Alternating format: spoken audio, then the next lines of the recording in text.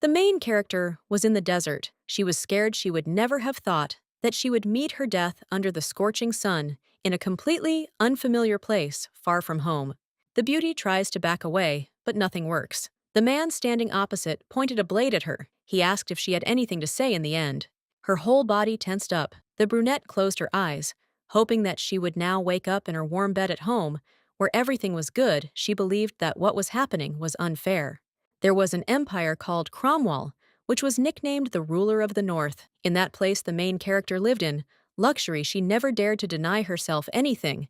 The girl's home was a huge, wonderfully designed estate. She always wore beautiful dresses and dazzling jewelry. Despite everything available, the lady never cared about all this.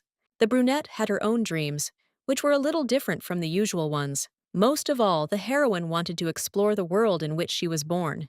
The beauty never sat at home. Her desire constantly moved her forward. Every time she discovered a new location, the girl realized that her soul was trembling again. The travels began spontaneously, and after only her first trip, the woman managed to visit everywhere from the prehistoric sites of the north to the fen settlements in Siberia. The main character gradually moved from one city to another, and without noticing it, she visited all parts of the northern continent. The southern part of the empire remained. The brunette considered it necessary to go there too. She set off to cross the desert to get to Kratia, one of the countries. It seemed that dreams would come true, because there were not many places left after which a lady could proudly consider that she had traveled the whole world, but everything turned out differently than planned. The woman wandered through the desert for more than a week, looking at the map over and over again, but still couldn't understand what was wrong. There was nothing but sand all around, and it was easy to get lost. The brunette was gradually losing hope of getting out and regretted going into the desert, but the icing on the cake was that she had run out of water. When the girl was ready to cry from hopelessness, she saw people in the distance. Almost immediately, she rushed forward screaming. Missing potential help would have been a deadly step. The brunette hoped she wasn't imagining things, and when she found herself a step away from the small group, she was delighted. It took her a few minutes to get her breathing under control. The girl was just trying to ask for advice. She thought that everything would be fine. Smiling, she asked to tell her the way to Kratia, where she was heading. The beauty was frightened when she realized that her situation seemed to have worsened. The brunette was being stabbed with a sword, and it seemed as if the man had enemies in that city, and he didn't even want to talk about it. The blonde asked the stranger if she had anything to say last, but she didn't even have time to open her mouth, still thinking that what was happening was unfair, and the young man swung his arm to kill her. He had to scream, tearing his voice. The woman didn't even have time to say anything, so she asked him to stop. Even so, the hero didn't want to listen, and took what was said as his last words. The heroine realized that it seemed there would be even more problems if she didn't choose the right strategy for behavior. Her whole life flashed before her eyes. The beauty would never want to die in the middle of the desert, at the hands of a man she didn't even know, and without noticing it, the lady dodged at the last moment. Exhaling, the woman tried to calm down, but the realization came to her again that she had almost been stabbed. A loud voice began to scream, accusing the young man of deciding to swing the sword without warning. The brunette didn't see any logic in what was happening. The blonde raised an eyebrow. He didn't think there needed to be any rules for killing people. As far as he knew, one person always survives, and the other dies. To answer the words with the main character, concentrated on the man's eyes. She had never seen such bright pupils before. They reminded her of the scorching summer sun. The blonde distracted her from her thoughts. For some reason, he began to approach, and she had to cower in fear because the unpredictable stranger could try to kill her again. The hero bent down and stared intently at the beauty. A deathly silence fell, and his hand touched her chin. The girl blushed, thinking that her appearance had an effect on the young man. The man exhaled, letting out a light laugh, and noticing that the woman was certainly not a beauty, the heroine immediately realized that a wave of anger washed over her at the young man standing in front of her. The stranger wanted to kill the girl immediately, but something made him change his mind. He grinned and offered to thank her for saving her life. It seemed that everything was over. The heroine thought that she had died, but opening her eyes, she felt that she was very hot. She did not quite understand where she was, and this made her even more confused. The girl was very thirsty. A guard entered the room and poured a bucket of liquid over her head. His voice was caustic, full of mockery. The lady would soon have to say, "Thank you." She would not last long under the scorching sun. The brunette did not react as expected. Thanks to the invigorating shower, she finally came to her senses. It seemed that her head was no longer filled with fog. The beauty understood where she was and what was happening to her. The prison in which she was located was built in the center of the city where the sun was hottest.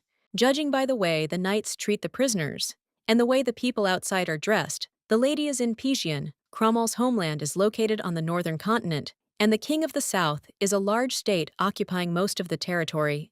Pijian had a long-standing feud with the city where the main character comes from, and the girl wanted to avoid this place when she went on trips to the southern continent. No one could have predicted that the lady would get lost and be dragged to the main prison of an enemy country. The prison was built to torture prisoners with extreme heat. The brunette was not accustomed to the warm climate and therefore would soon find herself in a critical situation again. She realized almost immediately that in order to survive, she would have to run away as quickly as possible. Staying in Pijian was almost tantamount to death. The girl carefully climbed out. This was not a problem for her. She hoped to get lost in the crowd, but then she came across those same scarlet eyes. She felt uneasy. In fact, the main character has a different appearance. She inherited her mother's beauty and silvery moonlight-like hair. The woman always wanted the little girl to grow up and become an elegant lady. Every time the girl ran away from home, she got very angry and locked her in the room. The blonde wasn't one to be locked up so easily. She never sat idly by. At first, it was unpleasant to realize that there was no way out, but over time, the lady learned to pick locks. Now, the heroine could thank her mother because she had easily managed to open the exit from the dungeon. An unrivaled escape artist had literally been raised there. Constant confinement and regular escapes over the years made the girl stronger, which was very helpful during her travels. By not sitting still, the beauty improved. During her imprisonment, the heroine trained with great diligence and also studied hundreds of escape methods. Now the brunette found herself on the streets of an unfamiliar city looking around. Prison was definitely no place for a beauty like her. The girl rushed forward between the houses. She understood that if she didn't want to attract attention, she would first have to dress in the local style. Turning the corner, the beauty looked around. The women there hid their faces so as not to seduce men. The tradition seemed absurd to the heroine, but it could come in handy while on the run. After changing clothes, Asina found herself on the main street. She was able to read some things about Pijian from books, and it was always interesting for her to look at the pictures with information. The city was described as a beautiful and powerful state, built on the sands, and of course the girl wanted to visit this place one day, even though it was Cromwell's enemy. Of course, the lady did not know that she would be seized against her will and dragged to Pijian, but still the beauty had too many thoughts about this. She was in anticipation. There was hot air all around sandy buildings, and people from a completely different nation. The girl's eyes shone with joy, because the city turned out to be even more amazing than in the books. The brunette seemed to be in another world. Everything seemed unreal. She was once again convinced that she loved to travel, unable to restrain herself. The woman jumped up screaming with joy. The people around looked intently at the stranger, lowering their robes a little lower. The woman lowered her head. She was too carried away, realizing that she needed to be more careful, otherwise she would go to jail again. Asina didn't have much of a strategy, so she had to figure out what to do as she went along. The brunette decided to try to find a place to stay for the night, but first she needed to eat something as her stomach had started to rumble. Lisi found the food stall in just 10 minutes. Her mouth watered at the sight of the juicy meat and vegetables. She thanked him for the treat and was about to start.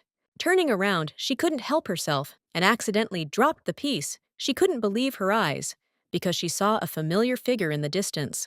The man turned around, and at that moment, the maiden met her eyes with scarlet pupils. This man looked crazy, especially at that moment when he realized that he had met a captive. The brunette was about to scream, but decided to calm down. There were a lot of people around. Her face was covered, and for some reason, she felt confident that no one knew her.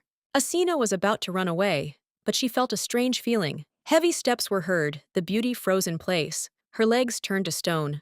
A few moments later, a blond man appeared next to Develden, and the woman realized that she was finished only when she again met the mad gaze directed straight at her. The young man grabbed the lady by the waist, pulling her closer to him. He noticed that the girl ran away from the cell, just like a rat deciding to deceive. The blond man sternly ordered her to tell how Asina managed to escape. The woman swallowed the lump in her throat and was about to answer something, but she was interrupted. A furious scream was heard, several men appeared behind them, and the heroine was handed over to them. Sihad declared that he was going back. He had nothing more to do in the city center. Before leaving, the young man again warned the stranger that she had better not anger him. Her thoughts were all mixed up in her head, and the girl didn't understand what they were going to do with her. The maiden hoped that she would not be killed, but in the end, no one gave any guarantees, and the body was dragged towards a castle that had never been seen before. Sihad went to the main hall, followed by an assistant, who clarified that the girl had apparently escaped from prison. In the desert, it seemed to him that she didn't look like a local. Umar thought for a moment, but almost immediately suggested using the brunette to achieve his own goals. The blonde asked again, not quite grasping the logic. There was nothing surprising in talking about this. The lady behaves boldly, but her speech and appearance are unusual, as is the energy emanating from her. Perhaps she is the daughter of some aristocrat from the northern continent. Sihad wasn't sure, but his instinct told him that this was indeed the case. The girl would need to be checked to confirm her origins. Since the northerner herself arrived in the desert, the ruler of the south had an excellent chance. He could try to extract information about Cromwell from her. Umar hoped that they would be able to find out what relations the northern capital had with Kratya. Sihad smiled and nodded, because some brilliant idea had come to his mind. The young man smiled, as if he had been nurturing the idea in his head for a long time. He was going to send that woman to his harem. This was the best option for him. At the castle, Milady was met by a maid. She politely asked to follow her. Asina did not understand, but still nodded in agreement. On the way to the room, she looked around, trying to find a clue about what this place was. Inside the room, the lady was met by 3 more women, who bowed their heads obligingly. As soon as they saw the lady, one of them immediately grabbed de Velden by the clothes and pulled her towards herself. The brunette screamed to be left alone, but the maids seemed to care little about the objections. 5 minutes later, the clothes, like the bag, were lying on the floor, and the beauty was being dragged forward. Asina was pushed into a huge bathtub, which was located in a separate room, her face twisted, because she had received no warning about what would happen. Still, the heroine couldn't complain. After all, she had initially been grabbed and dragged by force into the dungeon. Half an hour later, the girl was pulled out of the water and asked to put on the prepared outfit. Noticing what exactly was offered to her, Asina froze in horror, asking again if it was really wearable. The gentleman was sitting in the main hall, waiting for a meeting, and the stranger popped into her thoughts again. The bright image was distracted by an assistant who had just arrived at the estate. He couldn't help but notice that the gentleman was clearly pleased with something, but it was difficult to understand what exactly it was. The blonde smiled with the corner of his lips and nodded. After all, he had managed to catch the cat in a cage, and now he knew that he would be able to find out as much information as possible. They managed to change the aristocrat's clothes, but of course she did not stop openly showing her indignation. She could not believe that women wore clothes in which their entire stomachs were exposed. Lisi exhaled in irritation. She had dressed up in the outfit voluntarily, simply because otherwise the maids would have certainly knocked her out and then done everything against her will. The situation was difficult, but it progressively worsened when the woman realized that she did not have her things with her. Her bag had been stolen along with her old clothes and left in another room. In a split second, regrets came to mind. In the bag there remained a map, money, other things for the road, and even the portraits of the handsome men from Cromwell that she treasured so much. The worst thing is that the lady's diary was left in the bag. She understood that without it, she would not be able to do anything. Only with the help of papers in the book could a lady usually confirm her identity while traveling. The brunette wanted to cry. She did not understand how she was supposed to find her things in the huge castle. The only joy was that the most important item remained on her, the enchanted earrings in her ears. With the help of the decoration, the scarlet eyes and silver hair were dyed brown, and thanks to the earrings, the woman could travel without revealing her identity. The lady was distracted from her thoughts when one of the maids led the lady forward down the corridor, pointing to a beautiful door that hid something unknown behind it. Asina felt dizzy. She certainly didn't like what was happening. There were too many doubts inside the stranger was going to lead the aristocrat further and further. 5 minutes later, Milady found herself in a beautiful room. The assistant helpfully pointed to the bed and described all the objects, declaring that these were new chambers and that the brunette was now a member of the harem. At first, the girl looked around, realizing that the room was not bad. Everything was beautifully furnished, and the colors were also pleasing to the eye. Only after a minute did the realization come that it seemed that this really was a harem. The woman turned to the maid and, trying to adjust her voice, asked again to see if she had understood the words correctly. Typically, a harem was a place where a man kept several girls and did whatever he wanted with them. In the South, this was a common practice.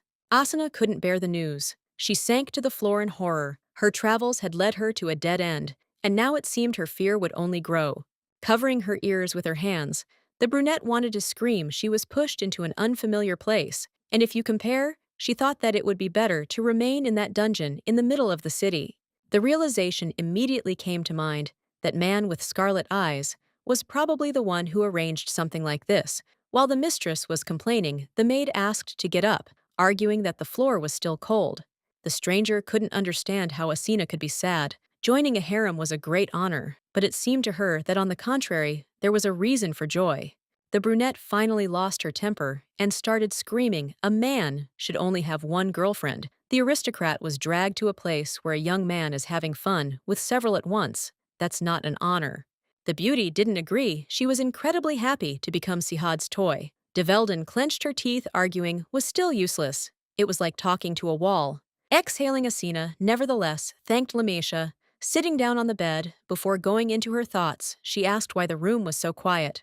The brunette tried to explain quickly enough. There was only one Ira in the harem, and Lisi became her the beauty. Quietly asked again, the words seemed unreal to her. Sihad still had no intention of visiting the ladies' chambers. He was sitting in the main hall when the ruler of Dirhan arrived, and in a cold voice, the gentleman ordered the man to be led in. Jalil bowed his head as soon as he entered. It was an honor for him to meet Raccoon. The blonde did not react right away. He waited for more words to follow, but this did not happen. The first thing the young man asked was what had brought the great ruler to his monastery. He stated that he had heard of Sihad's return from the holy oasis of Ishmael in good health and had come to greet him. News reached him that a woman had been brought into the harem. He knew that in ancient times, even slaves were accepted into the harem, but he had also heard that the maiden's origin was unknown. The old man puts moral pressure on him, asking if Raccoon is aware of how surprised he is. He was already beginning to worry that the rumors about his fading mind might be true. The young man squeezed the scarlet fruit tightly, his eyes flashing with an evil light, as he asked how Jalil dared to insult his master in such a way. The brunette backed away, his head lowered in fear. The man's murderous energy was stunning. At this rate, a murder would soon happen. The great man asked for forgiveness, explaining that he had only expressed his concern, but the blond man sternly declared that he did not need such a thing and forced Dirhan to leave. There was silence in the room. The brunette tossed and turned on the bed, not understanding what she would need to do to achieve freedom. Asina sadly admitted to herself that she was still on the brink of death. She just wanted to see the desert. It was not fair at all. The lady could no longer complain about her fate. She realized that she needed to pull herself together. Simply sitting idly by was not her thing. The northerner knew that she had to choose the best path to get out, because she couldn't become the wife of some peasant. The girl remembers her spectacular escape from the Fen prison. Back then, she didn't even bat an eyelid. There were terrible guards there. From such an open place as the estate in Pigeon, the heroine should be able to get out without difficulty, but not everything is so smooth. The lady lost her things. The girl wasn't stupid, so she understood that even if she managed to escape, she wouldn't survive without her bag. The diary that remained there was the most important part. There were also problems with the earrings. The camouflage spell on them certainly doesn't last forever. Sometimes you need to remove the camouflage and let them rest. According to the lady's calculations, the decoration would last for about another week, which meant that she had 7 days left to escape. The beauty decided to explore the layout and study the escape routes. Under the bright moon, the girl climbed out the window and couldn't help but notice that in Pision, the glow was white, while in the north, it was slightly yellowish. The brunette looked around and realized that the residence was huge, as if it were the size of a palace. All the buildings were systematically connected. The estate was difficult to leave, and getting to it was also difficult. Asina was in the farthest part of the buildings. Escaping would be more difficult than she expected. The beauty sincerely did not understand why a stranger lived in such a place. First, she needed to understand what the nearest structure was intended for. Having carefully landed away from the guards, the brunette walked forward. There was no one around, but she was still interested in that very building with the blue roof. Judging by the luxurious decor, the estate belonged to someone influential, but the maiden decided not to worry about it for now and went to check out the garden. Of course, it was lucky that the lady managed to stop in time so that she wouldn't be noticed. There was someone in the pond that was not that far away. Peering out from behind the bushes, Asina wondered what the young man was doing so late at night, all alone. She didn't immediately realize who was standing there. Her eyes widened in horror when the beauty realized that the mental patient who had fished her out of the desert was in the water. The girl tried to restrain herself from screaming. The girl didn't want to be seen. She carefully turned over and crawled away. The fear still lodged in her head and wouldn't go away. The beauty thought that she would soon run away, but then a menacing voice was heard, and the blonde noticed that the stranger was indeed behaving like a rat. There was no way to explain, because the young man threw the woman right into the water, showing that for now, only he had the leading position. He wanted to know why she was constantly spying on people, as if she were a spy. The brunette decided to attack first, asking who Sihid was, that he was the one who had kidnapped the girl. The stranger grinned and said that in Passion, he could do whatever he wanted. The woman didn't believe it, so she responded with the same energy. She assumed that the person in front of her was God or a ruler, but she certainly didn't expect to hear that the blonde man was the king of the state. The man thought that he would finally be listened to, so he introduced himself as Sihad Zain Behdad. The girl's voice began to tremble, because in front of her was the living god Pisian. The acquaintance was pleased that the lady knew the meaning of the word Ra-kun. Without giving the heroine time to come to her senses, Bedad grabbed her in his arms and threw her over his shoulder, and immediately, the lady's squeals could be heard demanding that she be lowered to the ground. Waving her arms, she asked how one could treat such a beautiful creature so rudely. She did not understand where Ra-kun was dragging her. The young man threw the woman onto a bed in a closed room and began interrogating her, asking if the lady was Cromwell's spy. The girl understood that her task now was to prove at any cost that she was pure, as were her intentions. She explained that, although she came from the northern continent, she was not a spy. Asina went to Kratia only for the excursion. Looking with a pitiful look, the brunette seemed to be begging for them to believe her. The hero had no choice but to nod restrainedly. He decided to see where this situation would lead him. The man asked if the lady had decided to seduce him. She raised an eyebrow in displeasure. Asking what exactly he meant, the young man stared, as if he had noticed something. The girl didn't immediately realize that the eyes were focused on her wet clothes. It didn't exactly embarrass her, but it did make her very angry. The first reaction failed because the body was thrown onto the bed. The girl declared that she was beautiful, so she shouldn't be surprised by what was happening. The lady could agree, but she remembers very well how she was ridiculed. She asks to move away from her and tries to back away. The young man is about to add something else to what has been said. He cannot determine whether Asina is beautiful, but her eyes are captivating. The blonde, without thinking twice, leaned even closer and kissed the beauty sharply. The girl didn't know how to react to this. Everything was mixed up. The hands squeezed the woman's wrists tightly, and she became afraid, because if she didn't do anything, everything would only get worse. Still gathering her courage, the brunette screams at the top of her lungs and pushes the young man away. She doesn't want to be kissed by force. Stepping back, the blonde man, smiling his typical mocking smile, greets the stranger in the harem. For him, what is happening is not a problem. Morning came. The lady herself did not remember how she fell asleep. When she opened her eyes, she was surprised because there was a woman in front of her. The green-eyed woman introduced herself as Noor. She explained that she would become the mistress's personal servant, and it would be an honor for her to meet Ira personally. The brunette nodded and greeted him back. Perhaps Sihad had assigned the girl only to keep an eye on Asina as she was wandering around the estate at night. Noor grabbed the girl's hand and noticed that her skin was very pale. Many had already realized that the girl was not from Pisian. The brunette helpfully explained what was going on. She was asked about Eira, that's what they call Kun's woman, and Asina became a noble lady who has the right to serve Sihad. The girl wanted to scream because everything that was happening seemed unreal. Her hand was shaking, but getting up, she asked to ask one more question. The maid asked not to address her respectfully in order to make everything much simpler. The brunette wanted to clarify whether it was true that Noor would accompany her everywhere and always.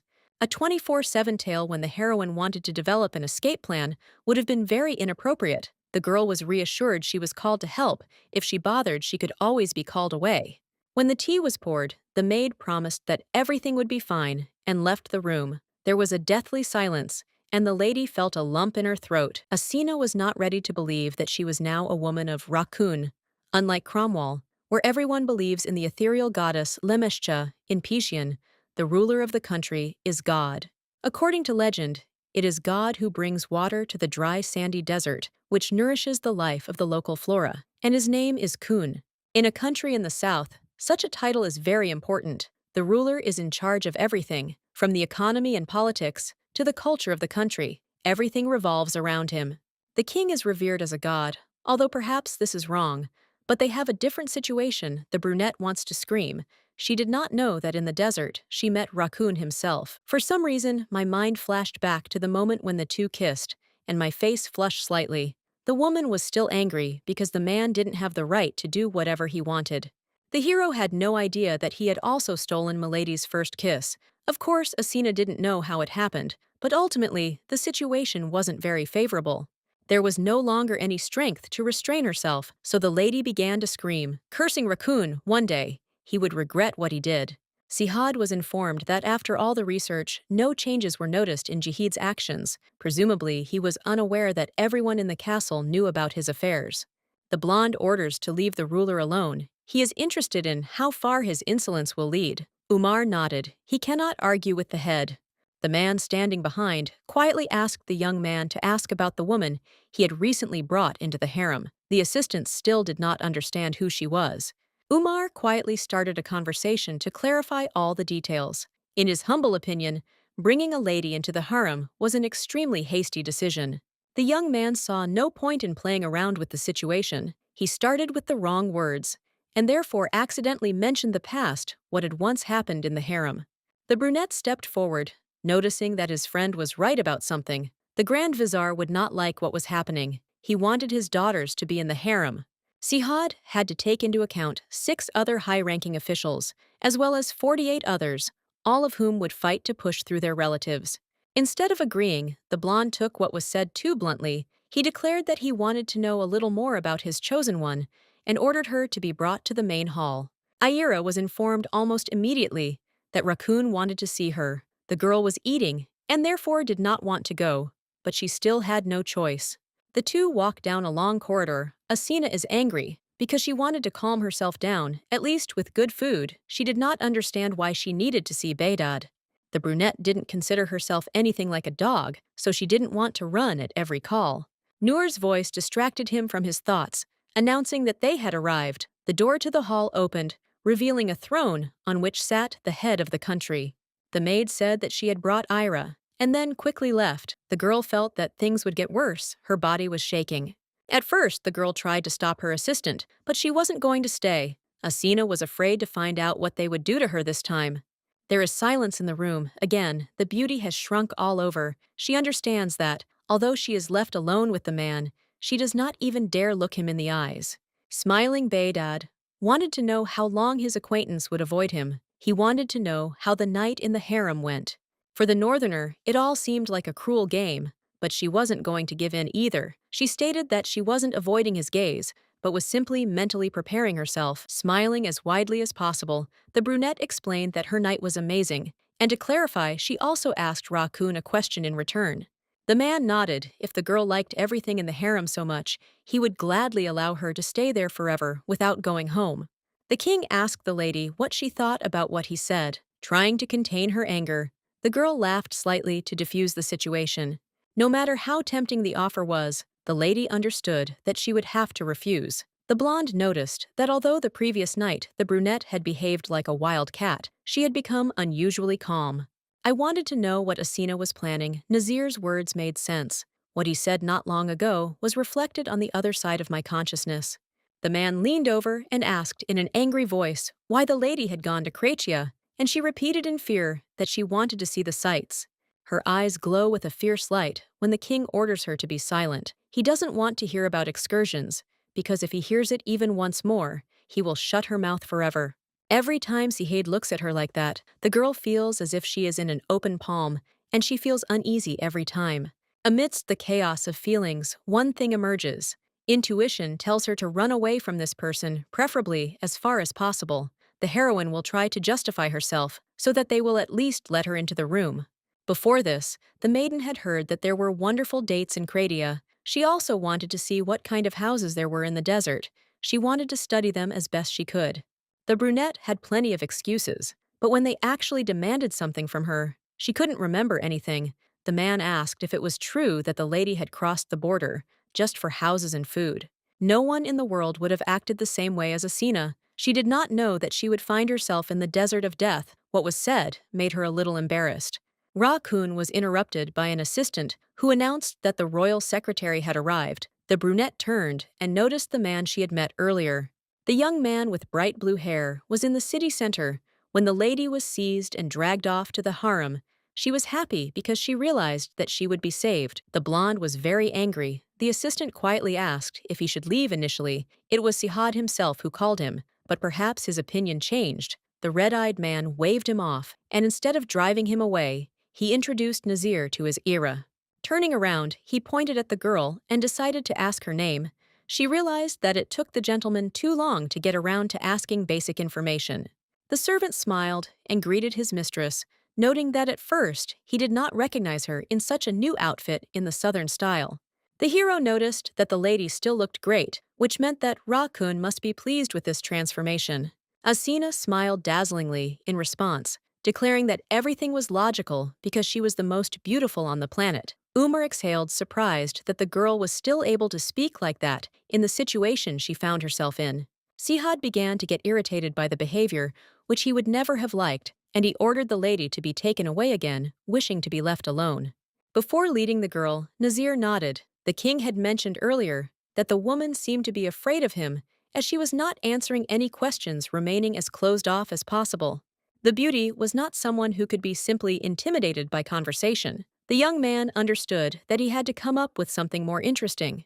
Umar was asked to extract information from the lady, at least bits, in order to put together a picture and understand who she really was.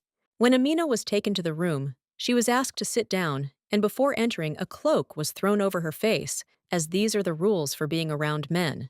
The young man sat down to write something he remembered, the mention that the girl was not from Cromwell. He wanted to know where she came from what city. Without a second's hesitation, the lady quickly named the city. She was from Sigrin, a tiny kingdom on the southeastern border of Cromwell.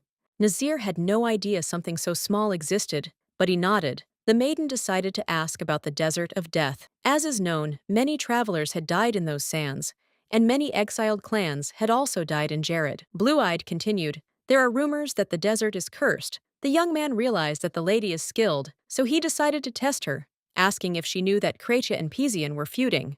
The girl pretended that she was not informed. She knew that Kratia was taken over by people who were against the founding of the southern city, but that was all.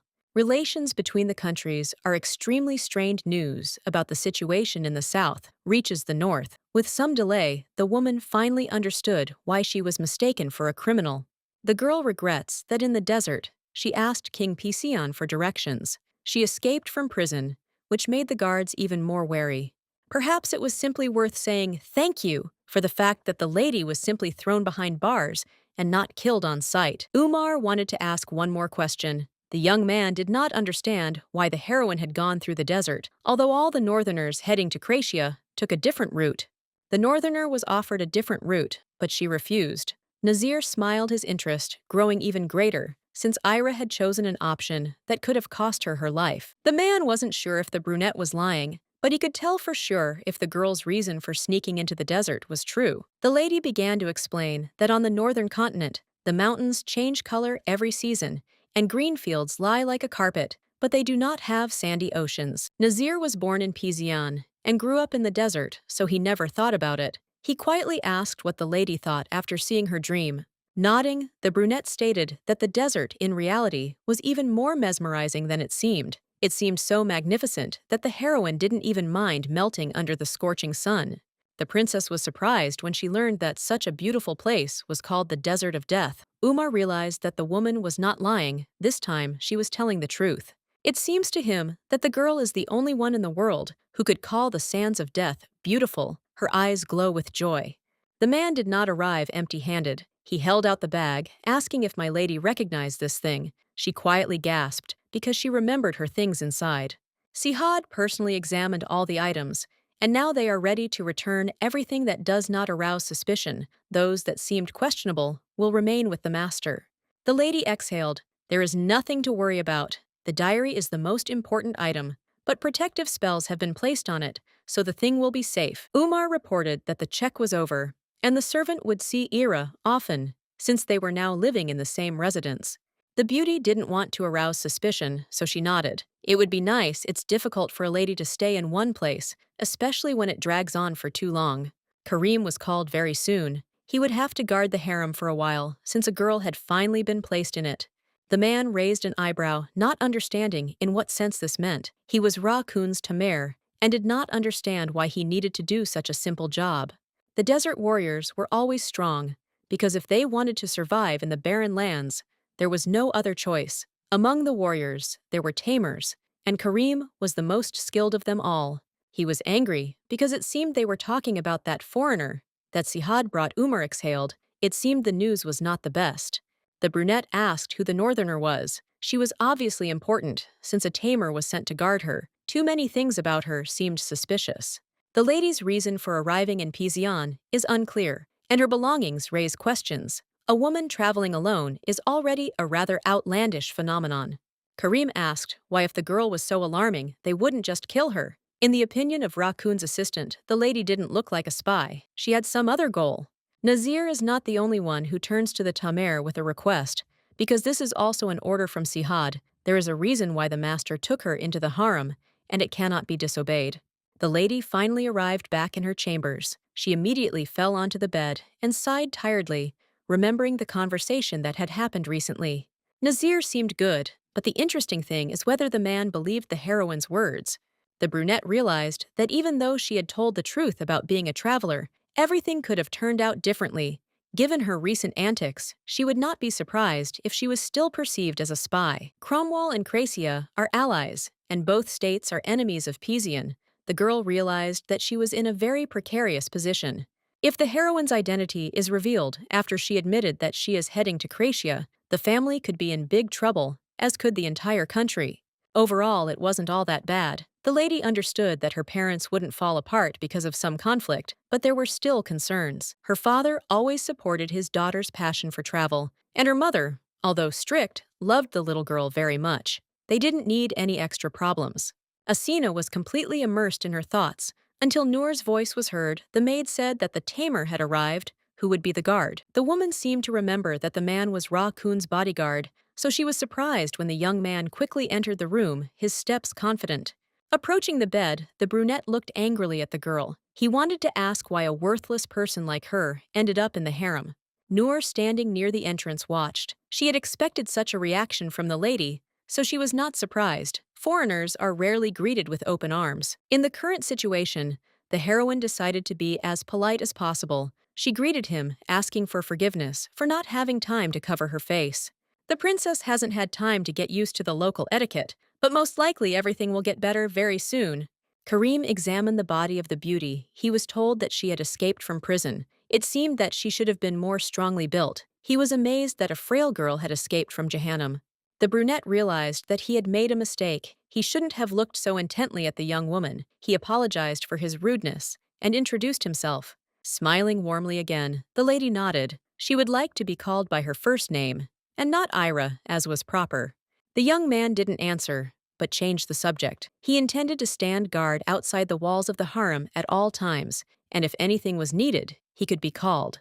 The beauty nodded, but as soon as the door closed, she drooped. She already had Noor, but now Sihad had added another overseer.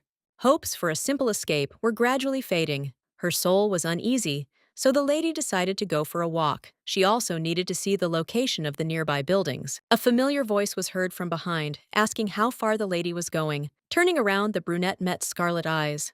De Velden had no doubt that this particular person would be nearby. She didn't want to see him, but that's exactly how it turned out. The brunette stepped back, asking him to stop looking at her like that. Now the lady knows that she looks suspicious, but it's already clear to her that she won't be able to distance herself from it. The man doesn't understand why he needs a reason to come to his own harem. The girl explained that she meant something else. Chuckling, the blonde declared that he wanted to see the lady. The woman began to stutter, asking if Raccoon's head was burning. You can't get bored with a woman even for a minute. Usually, only two emotions are visible in the eyes of those who look at the gentleman. The woman feels neither fear nor awe. The way the girl looked at him without a drop of doubt was perhaps even astonishing. Lowering the strand of hair that the young man was holding in his hands, he asked if Ira was comfortable in the harem. The stranger intrigues the guy. He approached, placing his hand on the beauty's chin. Perhaps she would like to leave, but such an opportunity was not presented. Stepping back, the lady asked how long Raccoon would stand over her. She still felt uncomfortable. There were many thoughts in her head, but the main thing was that she wanted to escape. The man had long since realized that Asina was uncomfortable simply because he was around, because he was a woman, or because of what had happened between them not long ago. That day, the young man was simply testing the girl, so he kissed her, but it seemed she had no experience in relationships at all. The girl quietly said that if she had known who was in front of her, she would not have asked for directions back then in the desert. The blonde recalled how the picture looked from the outside. A woman moving the desert of death asked how to travel to an enemy state. This was alarming. The hero was interested in something else. He didn't understand how the stranger managed to get out of Jahannam. It's rare to escape from there. The traveler will not be able to say that the escape was also a coincidence, because this time the situation is completely different. The locks were very simple, but in order to tell the truth, the woman said that the door was open. Raccoon warned that next time, it would be better to think about the consequences before spouting nonsense. The beauty did not understand what she needed to do to see freedom again. The blonde asked her to prove her innocence, then he would grant her the right to choose. The brunette was thinking about the conversation. While Nur helped her get ready, she didn't understand how to find evidence. It would be much easier to just run away. After the conversation, the king went with the woman and spent the whole night in the harem. The girl could not close her eyes because of the atmosphere that reigned there. The girl went for a walk. She finally realized that her chambers were located around the royal palace. Nur remained silent until she was asked. Lysaea didn't understand why the harem was so large. Typically, only Kuna women were supposed to live there. The maid explained everything. The palace harem is a home, not only for those loved by the master, but also for little girls left without a family, which is why the place is so spacious. The maiden was afraid that the ruler made beauties his concubines when they grew up. Such cases also happened, but usually the king married them to high-ranking officials of Pisian. There are 6 great rights of the bulls, and 48 heads of the state kun gives them the order to marry women from his harem in order to prevent the strengthening of their power through external marriage. Asina asked if there was a person she should be wary of. The most dangerous person was already holding a grudge against her, but if possible, she wouldn't want to hurt anyone else. Nur thought for a second after Sihad. The most influential character is the Grand Vizier. His name is Gedik. The old man always arrived once every 100 years, asking forgiveness for his behavior and declaring that it was only because he had a lot of work to do. This time, the man suggested throwing a feast in honor of the master's return. A pilgrimage to the holy oasis of Ismail is, after all, an extremely risky undertaking. Whenever Kun leaves, the people of Pisian begin a fast in hopes of his safe return, praying that he will not encounter danger in the desert and leave the country forever. As soon as the master returns, a week-long feast is held in his honor, so that the people rejoice, and the beloved God always gives his blessing for this. With his scarlet eyes sparkling, the young man asks if there are any other reasons to have a joyful feast. Gedik assured him that he was not looking for any other excuses to avoid continuing the pointless conversation. The young man thanked him and would look forward to the next feast. The man was about to send the guest away, but he humbly asked him to offer his daughter. At first, it was unclear what the conversation was leading to. Jakia was a beauty. Sihad had previously said that he was not interested in women and had turned her down, but it seemed his opinion had changed because a stranger had appeared in the harem. The blonde doesn't show his emotions. What's happening disgusts him. Gedik doesn't even try to hide the fact that he carefully collected information. Good intentions are always good, but the young man will not let anyone else near him. The words made the ruler freeze. He quietly asked what this was supposed to mean. They tried to stop Raccoon so they could talk a little more, but just one look made Gedik step back and forget about his desires. The lady was walking in the garden. but she couldn't get rid of the gaze that was boring into her back. The servant hides his presence so that an ordinary person wouldn't notice him, but Asina knows that he is somewhere in the bushes. The girl decided to expose Karim, but to do it very carefully, without showing that she had been able to expose him. Following forward, the woman looked around accidentally, bumping into the brunette. She was surprised, not understanding what he had forgotten in the harem outside of which he should be. The man was following the woman because he suspected her of spying, and the girl realized that it was strange for the hero to realize that he was caught right in the middle of the process. Asina decided to joke. Smiling, she said that after observing for a while, she realized that the Tamir was quite handsome. With the qualities the young man possesses, women must like him. The lady was simply going to sit on his ears until he got tired of it. The brunette lowered his hand onto the sword, and the girl immediately began asking questions and asking to touch the thing. The interlocutor was completely at a loss. Fighting with other warriors suited him perfectly, but conversations with ladies had never come easy to him. The heroine continued asking questions that were not answered. She was interested in literally everything. She was confident of victory until a voice was heard. Sihad appeared, and an unpleasant atmosphere immediately hung in the air. Umar also appeared behind him, while the master mockingly asked if Asina liked the Tamir. The assistant, with just one look, asked not to provoke. The girl smiled. All ladies dream of a knight in golden armor. Besides, Karim is extremely handsome. The blonde nodded. Intending to press until the very end, Lysaea clarified whether Rakun had really come only to inquire about her taste in men. The young man exhaled and called Nazir. It was he who wanted to talk. He had several questions about the northern continent that only my lady could answer. The girl smiled. She wouldn't answer just like that. Umar froze in surprise, because he didn't expect something like that, which made him feel uneasy.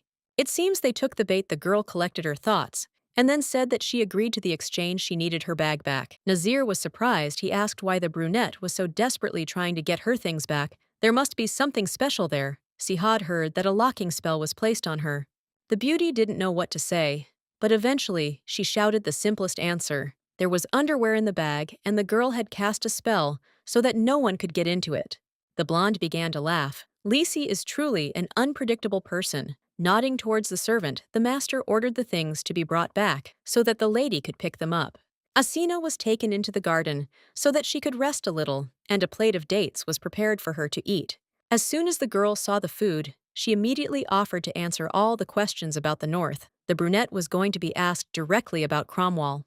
Umar was ready to listen to everything the lady could say, but for a second, she thought, and shyly lowered her eyes to the table, not understanding what else to say. Lisi decided to make do with well-known facts. She figured out how to properly bypass the ambush without seeming strange. In the end, the heroine told Nazir about the nature, religion, and politics of her country. She described Cromwell as a blooming and green place with wonderful people. The girl was proud of her country from birth and fell in love with it even more when she began to travel. Homeland is always the most important place. There are two influential families in Cromwell, known internally as the Cardions, a family of swordsmen, and the Estati, a family of scholars. Under the protection of the two clans, the royal family became invulnerable, and no one dared to challenge its authority. State policy was in a particularly stable position. Throughout the history of the empire, there had never been a single uprising. Nazir listened to the end and nodded, having received a lot of fascinating information. The man smiled. In his opinion, the lady knew too much. The girl began to smile nervously and make excuses. She was sure that any northerner she met would have told the guy the same thing. Umar turned away, but he couldn't say anything else. The young man hoped that next time they would tell him even more information. The young man explained everything quite normally, but the woman was indignant because she wanted to take her bag back. They promised to return the things as soon as all the questions were answered. When night fell, Lisi went outside looking at the moon. She realized that she was back to where she started. The security in the castle was still weak. The patrol and shift change times remain the same. The girl only needs to remember the layout, and escaping will be a piece of cake. There's still one problem left: getting to Surt after escaping. The brunette had no choice but to think about it later. The girl was going to go down again to figure out where to go. At the last moment, the lady felt that someone was watching her. It was strange because due to the height, the heroine could not be noticed. It all seemed like something unreal. The gentleman standing to the side with the vizier turned around and was asked what was wrong. It seemed to the man that there was some stranger in the distance. The hero thought that he simply noticed a small animal. The girl managed to hide behind the wall because she didn't want to be seen. As soon as the maiden returned back to the estate, she decided to take a bath exhaling. She was glad that she still hadn't caught anyone's eye. Unnecessary problems were not needed. The brunette was still worried, because recently she could have been noticed on the street, even if only for a second, and she had a bad feeling. King Pision always exerted his power, but the look in that man's eyes made him feel trapped, as if a snake had wrapped around his body. The woman sincerely hopes that she will never meet the man again. The beauty accidentally noticed in the reflection of the water that her earrings had changed color. The girl understood that there was little mana left in the decoration, but she did not think that it would run out so quickly. With no choice, the lady decided to remove the spell for a short time and do this at least once every few days. When the heroine came out of the bathroom, Noor sat her on the table and began combing her hair. She hoped that the magic would last longer, but in the end, she had to remove some of the spell from her eyes. The maid didn't notice any changes. The heroine decided there wouldn't be any problems. The brunette reminded her mistress that Ra-kun was waiting for her. He asked her to show up as early as possible. The man arrived in the room himself. He began to walk quickly, as if treasures were hidden in the room. The young man grinned. He did not need a reason to see his beloved concubine. Lisi snorted and turned to leave. The guy had already noticed that she had noticeably long hair. It got in the way while traveling, and the lady even wanted to cut it. Instead of doing as she saw fit, the lady left her hair long as she did not want the family to suffer a stroke. Everyone in the family believed that an aristocrat should have long hair. Ra-kun realized that the woman had never mentioned whether she had brothers or sisters. The girl said that she was an only child, but she had cousins. The young man nodded. Silence fell in the room. He finally asked about the woman's name. He wanted to know if this was her real name. Not long ago, Behdad realized that he still didn't know much about the girl. But in the worst case, everything was still ahead. The girl laughed. She was not going to lie about her name. Asina is not a hypocrite or a melancholic by nature. She says that her father and the entire family spent about 3 months choosing a name for their daughter. In ancient Sinani, Asina is light and blessing. Everything is visible. At first glance, the girl clearly grew up in the love and care that everyone around her gave her. Now, Behdad wants to know more about the lady. He wants to know why the girl who grew up in a loving family left her home and chose such a thorny path. The girl pushed the man's hand away and exhaled with a bit of displeasure. She didn't understand why the gentleman always sat at home. The young man asked again, and only after that did it become clear that the address seemed too bold for a king.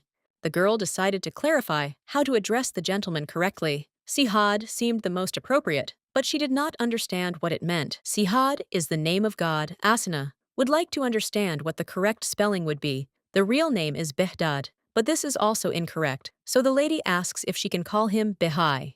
The blonde smiled. He thought that this address sounded very good. The brunette froze, because it was the first time she saw something so wonderful.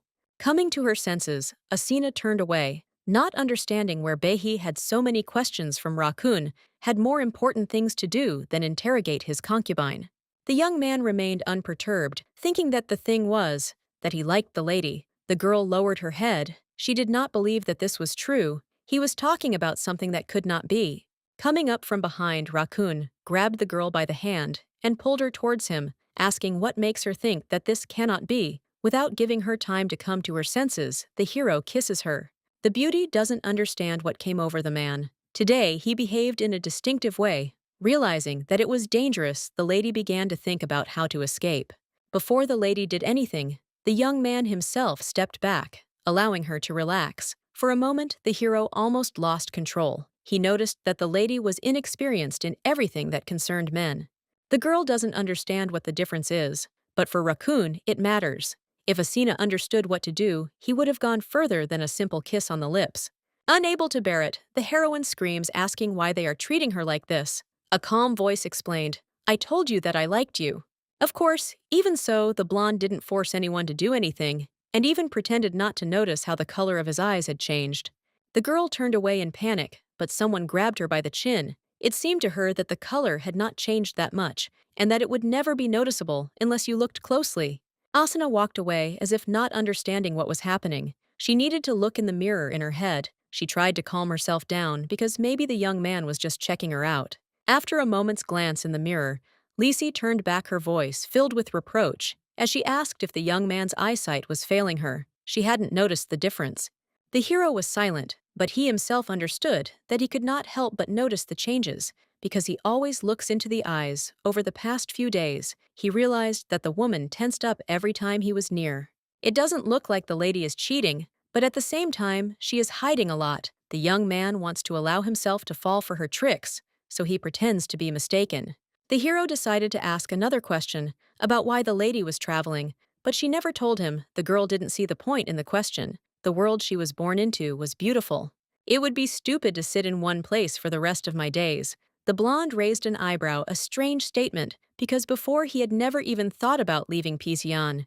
The brunette understands that many consider her desires strange. She decided to change the subject and asked when Beihai was going to leave. He continues to lie on the bed next to her. The girl doesn't know if she can sleep while the person she doesn't like is around, and she's not going to explain because she thinks it's stupid. The blonde hugged Asina carefully. It was better to start falling asleep, otherwise they would have to continue where they left off not long ago. In the morning, the girl felt terrible. In her opinion, it was like a new kind of torture. Because of the man, she could not close her eyes. The girl prefers to walk at night when no one sees her. Asina needs to get ready. If she doesn't look around, she'll have to do it during the day. Otherwise, she'll never find a way out. When the preparations for the new day were completed, the girls went outside. The lady noticed that the people in the palace were fussing more than usual. Noor announced that everyone was preparing for a feast. It would be held in honor of Sihad's return, and a great festival would be held both inside and outside the palace for everyone to attend. The girl was overjoyed. Life seemed to be getting better. The escape might be easier than she initially thought. Crowds of people would flock to the festival, and no one would notice that the lady was missing. The heroine had already drawn up a rough plan in her head. She would need to collect her things and escape on the second day of the feast, and she would have to distract everyone who was watching. Noticing Karim in the distance, the lady waved to him. The man, noticing the lady, was about to leave but was stopped. The young man has been avoiding the girl since the last incident. She's a real thorn in his side, constantly pestering him with her stupid questions. The heroine once again decided to pester him until he got tired of following her around. Her plan seemed ideal, even at first glance. Asina asked if Karim liked quiet and good women, exhaling. The brunette asked why he was being asked such questions. The girl stated that she was interested in him. Of course, the princess is being occupied by the tamers, but by law they shouldn't even talk. A voice was heard from behind that agreed with Karim. The woman with red hair came up from behind to say that Ira really had no right to flirt with others. Sihad might find out the truth, and then she would be in trouble. Jakia heard that the man had returned, so she decided to greet him, but ended up running into his concubine. The beauty decided to introduce herself properly. She is the eldest daughter of the Grand Vizier Gedik Ahmed. She is beautiful, not at all like northern women. Wavy red hair, green eyes, and wonderful facial features. It all looks wonderful. But for some reason, Karim became very tense in the presence of the girl. Since the lady came to greet the gentleman, she shouldn't have been wandering around anywhere. Jakia shrugged her shoulders. She noticed that the Tamir was behaving extremely unusually. The girl arrived from the north, so she may not be familiar with the laws of Pisanaira, is not allowed to see, much less talk to other men alone, but the couple enjoys their conversation as if they were lovers. The man got angry. It all resembled slander, but the brunette collected her thoughts. No one had looked at her with open jealousy for a long time. It was even refreshing. The girl decided to answer, as she believed the servant seemed tense to her, so it was decided to joke a little to help him relax. It's understandable why it might seem like a romance had started between them. It's best to pretend that the words didn't touch the soul in the least. Jakia clenched her teeth. She realized that all the stories were lies. Sihad should not have let such a person into the harem. She did not deserve it. The girl continued to finish the sentence. Her interlocutor said that she had come to see Bahai, so she should have rushed to his palace instead of talking to Ira. The lady was furious, but she still said goodbye, and left. Milady realized that she had made another enemy for herself because she did not like Jakia at all. The woman went to the other girls who were glad to see her. They hoped that she was happy with her stay on the palace grounds. Previously, people always discussed that the lady would definitely become the next Ira. She did not have a title, but still everyone treated her as the Princess of Pizian. Virgo had seen many ladies who became arrogant after they managed to ingratiate themselves with Kun. It was something common. There was still a natural, even noble aura of confidence around the stranger that I had never encountered before meeting her. Deciding not to think about it anymore, Jakia approached the guard and said that she had come to see Sihad, but it turned out that Behdad had another meeting. The green-eyed woman was very surprised. She remembered that she was the first to request an audience, and it turned out that the ruler of Sharza Varain was in the hall. Bowing before the ruler, the young man greets his master. He does everything as befits, but he understands that he is certainly not welcome. The blue-eyed man dared to hope that the journey from the holy oasis was pleasant. The blond man lowered his eyes and thought about something. In the country of Sharza, there are people who dare to question the authority of Kun and weave intrigues. This man is their secret patron, controlling everything from the shadows. Warrain is the most poisonous snake, controlling everything. From the shadows, the journey went as usual. And this is what Behdad himself says. He clarified how things were in Shars, because due to the constant analysis, many worries probably arose. Cracia provokes the city from time to time, but this always happens about once a year, so there are no problems. Nazir, standing behind the doors, did not understand why the audience was taking so long. Sihad pressed the ruler, but he didn't flinch. The brunette didn't break, so it was easier to let him go. Smiling, the blue-eyed man promised that while he was in Pizian, he would visit more often. They tried to squeeze information out of the man for an hour, but he doesn't look tired. He is a true member of the famous Sahim family. Unlike the other heads, it is impossible to read him. When the young man came outside, he immediately greeted Nazir. He stated that the conversation with the ruler went well. Despite the harsh pilgrimage, the hero was in good health. The blue-eyed man knows about the good news. Behdad finally has a woman. No one dares to speak out because the blonde is still young, but many were worried that his dynasty would come to an end. Umar nodded. In fact, he was disgusted because the young man was again talking nonsense. He knew perfectly well why Sihad closed his harem, but it didn't seem to bother him. Umar said that it was time for him to leave. Unfortunately, he could not do anything about it. The young man nodded. The atmosphere was tense, even on the streets. Pizian was definitely not his city. A king far more formidable than his predecessor Sa Kun. It was he who put an end to the bloodbath and took the throne of Pizian. Something had changed in him in the year they had not seen each other. A year ago, the young man had the look of an old man living out his last days, but now he looked more alive, as if everything was fine for him. Warrain found it strange that Rakun had finally broken his own rule and allowed a woman into the harem. Perhaps it had something to do with the new changes. The hero was about to leave, but he bumped into the tamer, and the girl who were following him. Karim, as usual, immediately showed all his emotions on his face. He exhaled and spoke. They are not close enough to call each other by name. The blue-eyed man nodded. Noticing that the man was still grumbling, he wanted to know who the lady was standing behind was. When it turned out that Ira was nearby, Varen froze. He looked at her, realizing that he was next to an important figure. The lady noticed that she had heard the voice somewhere before. She had no doubt that the man standing in front of her was the one she saw on the streets at night. She could not forget him. In contrast to his voice, the brunette's face is not at all bad. He apologizes for the disrespect and introduces himself as the ruler of Sharza. Something about the man makes the girl wary. She feels uncomfortable. She smiles, promising that she will forgive the rudeness instead of assuring that everything is fine. Now the young man understands that Rakun has taken into his harem not a simple lady. She is not as submissive as the women in Pizian, but it seems that she has a noble upbringing.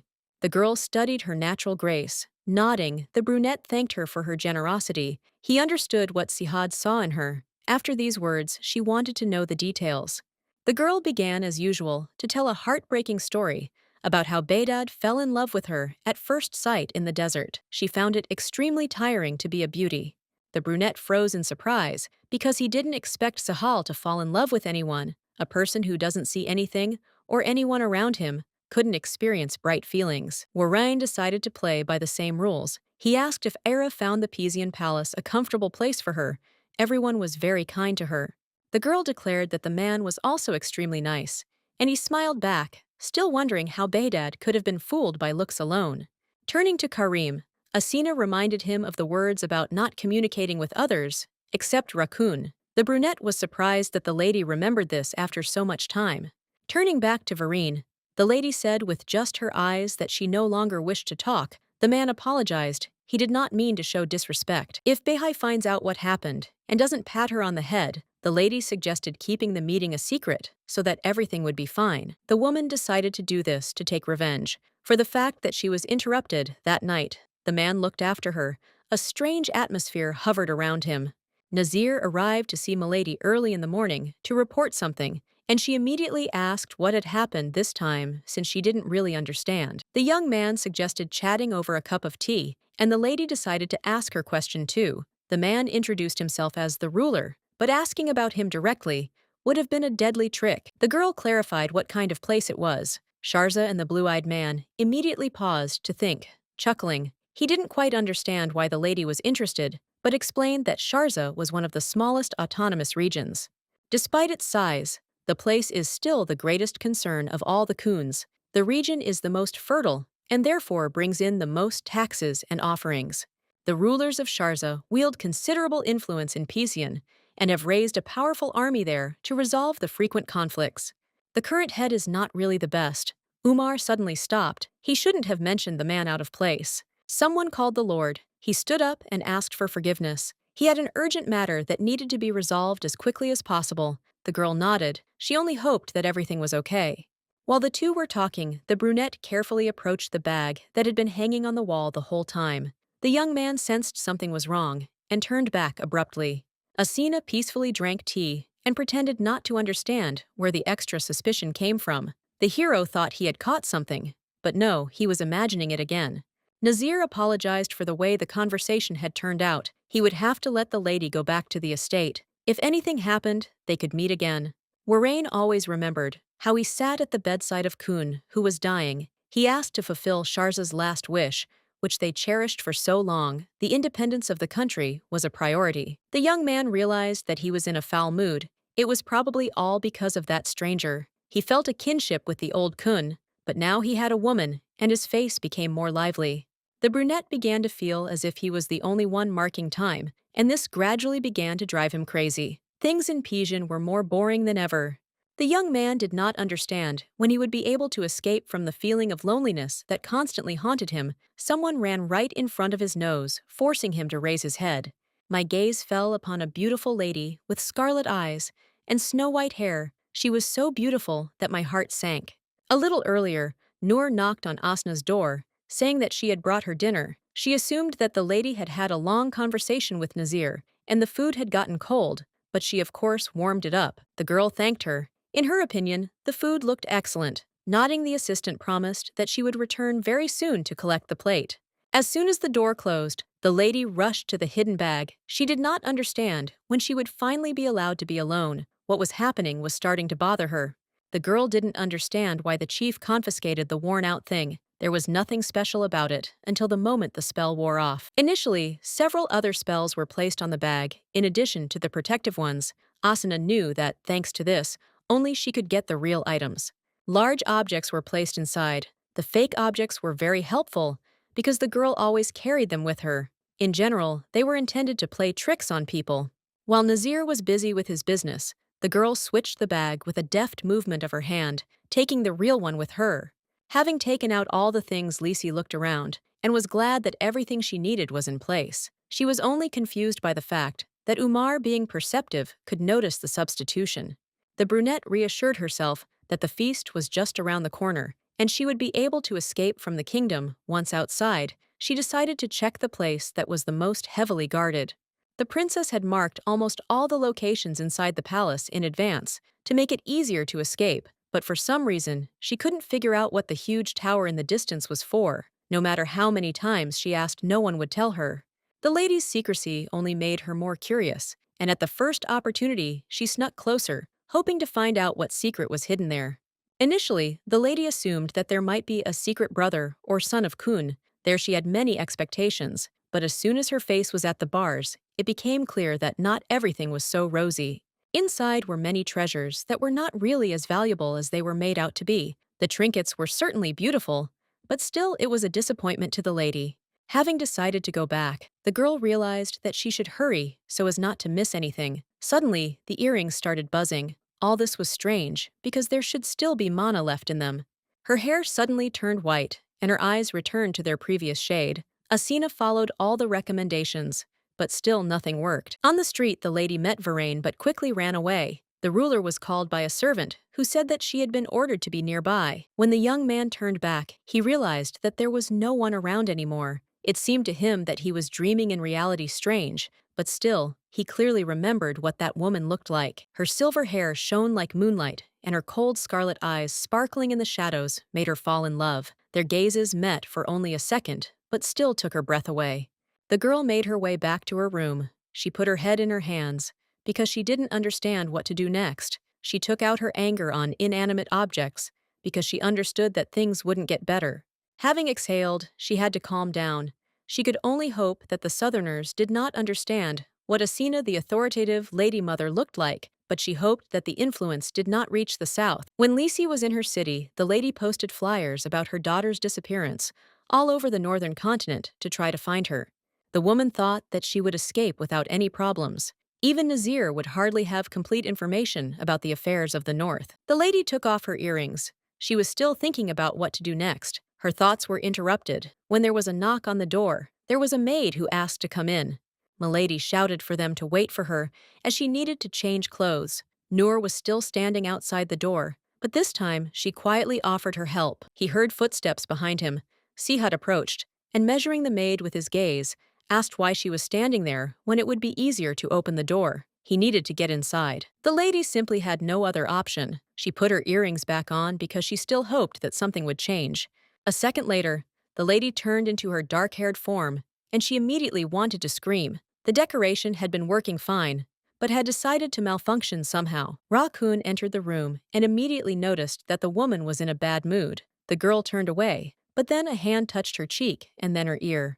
The man suddenly decided to ask what the thing on the heroine's ears was. He had been looking closely for a long time and thought that the earrings were magical. It was impossible not to notice. The woman exhaled. There was no point in denying it. She would obviously have to wriggle out of it as best she could. She stated that the earrings had protective magic placed on them. It only worked in fire and water. The brunette improvised, and now hoped that she would still be able to fool Sihad. Silence hung in the room until the lady asked why they were looking at her so intently. Smiling slightly, the blonde said that he was observing how cute she was. Asina blushed. Everyone knows that he doesn't think so. It's just a lie to confuse her. A lady constantly calls herself a beauty, so she shouldn't act as if it's not true. She knows that, and how if she were truly loved, they would look at her with a different gaze. Many men fell in love with Lisi, and they all looked at her completely differently. The king calls the concubine Malav and says that he likes her, but her gaze says otherwise. Her eyes rather hide curiosity, as if she were a toy in front of him. The princess tried to decipher the look, but came to the conclusion that she had no idea what the man was thinking. The brunette wanted to know what they would do to her. When his curiosity subsided, perhaps they would kill her. The blonde answered ambiguously, asking if the maiden was so dangerous that he should take her life. He smiled. For now, she can live, because she is still interesting. Sitting down on the bed, the young man patted the seat next to him. Little was still known about Asina, and he would like to hear the full story of her life. The girl could have told about her travels, about where she had been, but looking with suspicion, she asked if Raccoon really wanted to know such details. Behdad realized that if he wanted to know more, he would have to amuse the lady, and now he also began to understand why the chief kept only birds as pets. Sitting down next to him, the woman told him that she had managed to walk around the entire northern continent, visiting all 10 significant places in Cromwell. For her, this was the main achievement as a traveler. The hero nodded, but asked if it was dangerous to wander the continent alone. The lady might seem frail, but she knew she was actually in excellent shape. At first the mood was good, but over time, Asina mentioned the fact that she once almost died. It all started when she first started traveling to outstanding places. The girl found herself near ancient relics.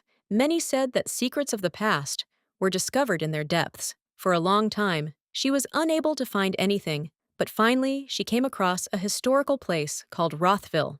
The brunette didn't have a map of the area, so when she entered the building, she decided to make some marks, but out of nowhere, a wall appeared and blocked the exit, thereby trapping the lady for a whole month. Until that moment, the heroine had only enjoyed traveling, not even allowing the thought that it could be dangerous there, but when the lady got stuck, there everything turned out differently. The girl was scared. because she was in complete darkness between four walls that did not give in no matter how hard she hit them. The hardest thing to endure was absolute unbearable loneliness. The lady lay all alone all the time. If she had not calmed herself with thoughts of the people she had met on her travels, she might have actually lost her mind. At first, the girl remembered all the beautiful places she had seen in her travels around the world, and as she delved into the abyss of memory, she remembered her family and moments at home. The mother had always been cold and strict with her daughter, but at that hour, thoughts of moments when she had been loving came into her head. Lying on the cold floor, the girl asked for forgiveness. The blond man, having heard half the story, asked how the traveler ended up in the south, but the heroine suddenly declared that she wouldn't tell the story just like that. Sihad chuckled, asking what the concubine wanted this time. The woman fell silent, but finally answered that she needed dates. It was a simple wish. Recently, the lady tried some, and she liked it very much. The young man at first thought that she wanted date trees, but as it turned out, the question was about one bowl. The blonde promised that he would do everything to ensure that the lady got what she wanted, and he asked her to tell him how she had escaped the historical trap that had captured her. At first, the princess desperately searched for a way out, but as time passed, her desire to get out faded along with it, and at some point she gave up and just lay there. Eventually, the body simply had no strength left to move, and the heroine abandoned the idea of getting out. Lying on the ground, she suddenly noticed something on the ceiling. At the top, there were patterns that looked more like writing. Jumping up, the blonde realized that it said, "Truth has only one path," in an ancient language. Grabbing the firewood that was in her bag, the girl decided to light it. She reproached herself for not noticing anything for so long. In archaeology, truth and light are practically synonyms. When several torches were lit, the lady decided to check the walls for written sources. One of them said that the path to truth cannot be achieved without sacrifice. The blonde quickly realized that blood was needed. She was lucky that it only took a little without threatening her life. What happened next was even more amazing. It turned out that the exit was right on the floor, where the woman had lain for a whole month. She cut her palm and allowed drops of blood to touch the ground. When Asina emerged and the clear night sky appeared above her head, she remembered what it was like to feel alive. She liked that feeling. The heroine explained to the blonde that she always avoided life-threatening places. He looked at her intently, all because it seemed strange to him.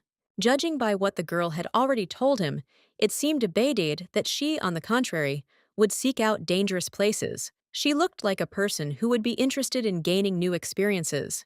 There must have been another reason in the lady's head. That she didn't tell him about the brunette thought he was right, but telling the truth was a little awkward. When Asina returned home 3 months later, she saw her mother in tears for the first time, and only then did she realize that everything had changed. Usually the woman was always cold to the girl. Sometimes it seemed like they weren't even related. But that day, everything changed. She said that she wouldn't tell Asina how she should live. The blonde cried, asking that at least a few months a year, the girl spend time with her mother, who loved her very much. For them, the child was the only one, a gift from heaven itself. The heroine was worried and did not understand what would happen to her if the girl suddenly died. The brunette would never have thought that she would see her strict mother in tears. Asina had long since accepted the fact that she couldn't be the perfect daughter, but she didn't want to become a bad one either. Her mother had given her a life worth appreciating, and the girl had promised herself not to venture into dangerous places for that very reason. The heroine understood how what was happening looked from the outside. She intended to be careful, but now she was being held hostage by the king of an enemy country. The beauty never expected that everything would turn out exactly like this. Once again, realizing where fate had led her, the lady turned away. She should have gone to bed because of the fatigue that had taken over her body. At first, the lady just wanted to pretend, but her eyes seemed to become heavier, and in a second, she plunged into the kingdom of Morpheus. The young man sat next to her, observing her beauty. Taking a closer look, the blonde exhaled. The woman was sleeping so peacefully, as if there was no one nearby who could kill her. Behind her innocent face, there were probably many secrets hidden. Raccoon, having gathered his strength, was about to kiss the princess, but he froze. He did not know whether he would be able to stop if he started. He was worried by the thought that if he desired the beauty, the situation would worsen. What is more surprising is that this is a desire that he has to try to suppress. Night had fallen outside. The ruler's assistant arrived at the first call, and bending down asked what had happened. Varen explained that Rogve would have to find someone. The brunette nodded just one word, and he would bring the person the man wanted to see. He would have to look for a woman with silver hair and scarlet eyes. The servant was surprised, but decided to ask about her special features. After thinking for just a second, the young man declared that she was unusually beautiful, so much so that it took your breath away. In the morning, the brunette looked closely at her reflection in the mirror. She realized that the color of her eyes was becoming more scarlet. The magic in the earrings was completely running out. She had no time left at all. The feast was supposed to begin the very next day. On that nighttime sortie, Milady marked her route to the exit and found out when the guard would be changed. Everything was happening earlier than planned, but it was worth setting out even earlier. A servant came to Sihad and asked what had happened. It turned out that one of the ruler's subordinates had arrived in the evening, creating the impression that Warain had begun to act. Umar is not sure of the truth, but it seems that the hero gave his man some kind of order. According to the young servant assigned to the man, he saw something during a walk a few days ago. Ra-kun ordered to continue watching, and he himself was immersed in thoughts. He remembered that the concubine asked for dates. He promised her a whole bowl, and understood that he had to fulfill the promise. Karim arrived to Nur, who was outside the mistress's chambers. The sun was already setting, but it seemed the heroine still hadn't gotten up. She was too tired. The brunette chuckled. It was strange to him. Usually the girl would get up before dawn and wander around the palace instead of staying in one place. Nur sadly reported that the girl had already refused breakfast and lunch, and when they decided to bring her a snack, she also refused. Karim was indifferent, declaring that as soon as the lady got hungry, she would leave herself. Several people arrived and asked if they were really in Ira's room. The girl didn't know what was going on behind the door. She had pretended to be sick since the morning. She was fine. She understood that she needed to save as much mana as possible in the earrings. She removed the spell from her eyes, and hiding under the blanket, decided to sit in the room until the feast. Nur decided not to wait. She was truly worried about the lady. She entered the room, having warned beforehand. The girl immediately had to put on magic so as not to appear suspicious. The maid carefully asked how the heroine was feeling. She poured tea. The girl liked something like this last time, so this time the drink could help restore her strength. Before she could tell the main thing, the lady fell silent, because several servants also entered, bringing with them gifts from Sihad. In addition to jewelry, there were dates on the plate. The brunette got out of bed, asking what was going on. Ra-kun said that he wanted to thank the girl for the night they spent together. Karim choked in surprise, and Nur began asking questions, assuming that something interesting had happened then.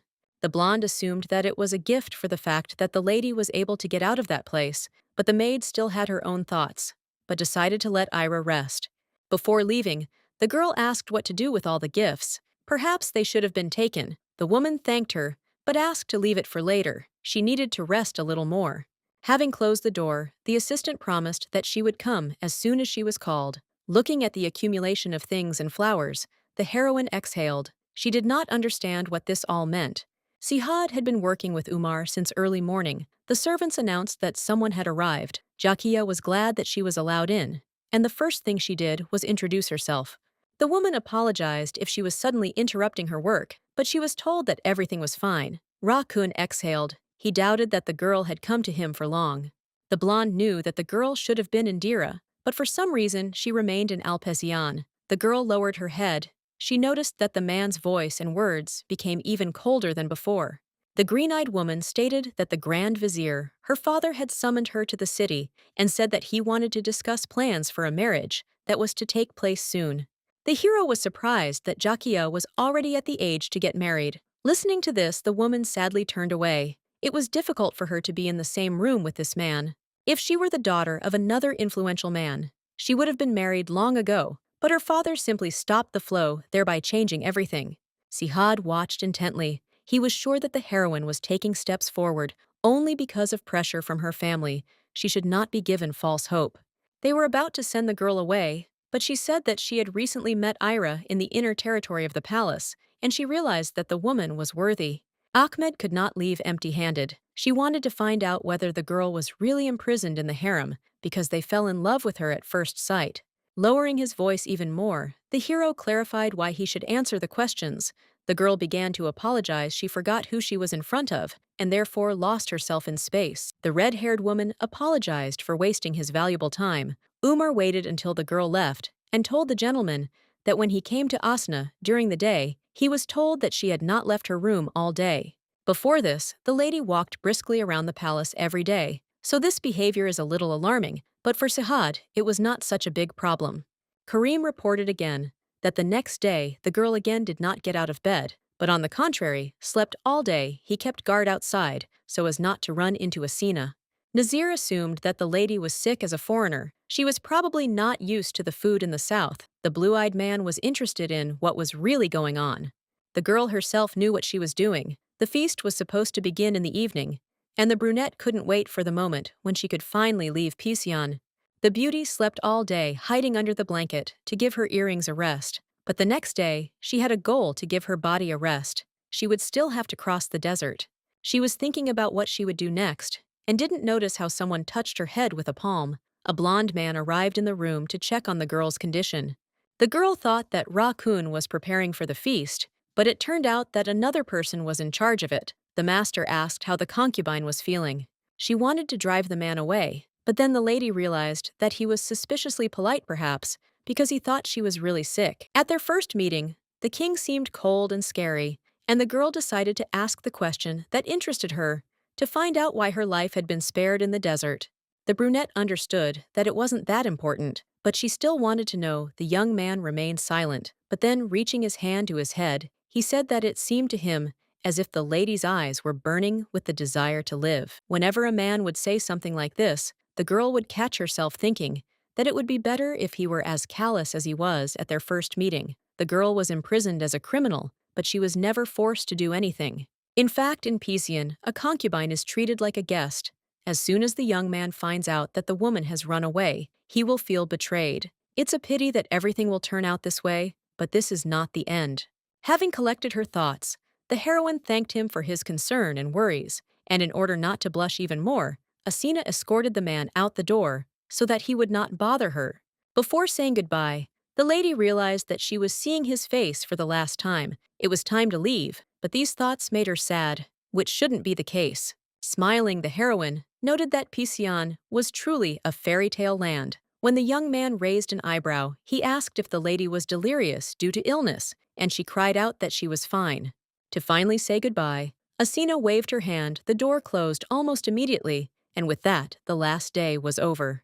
The feast had begun. There was a huge table full of various dishes, and people were dancing around all of them, having a great time. Noor had no intention of returning to the room, since the lady had said that she would go to bed after dinner. Karim, in order to avoid meeting Ira, was outside. Baydad was planning to spend the entire evening at the banquet organized in his honor. Asina planned an escape route, memorized the locations of guard posts, and gathered everything she needed. The girl knew that an hour would be enough for her to get out. The Grand Vizier was also at the banquet he had planned, and he called his daughter to him to ask him something. Gedik wanted to know more details about that conversation between Jakia and the ruler. He hoped that Ra-kun had said something special, suggesting how to proceed further. The girl sadly noticed that the king was as cold as always. Obviously he was like this, because Jakia did not live up to his expectations. The girl asked for forgiveness. Although she did not see a problem, she was doing her job quite well. The man reminded her that the next kuna must have the blood of the Ahmed family. The conversation was interrupted by new guests. The ruler of Elbar greeted the vizier. Neji was almost late, but hoped that everything was still ahead, because they still had the whole night. The country the man came from is not as rich as Sharza, and its army is not nearly as strong as that of other territories. It is an ordinary decent region, with a decent ruler.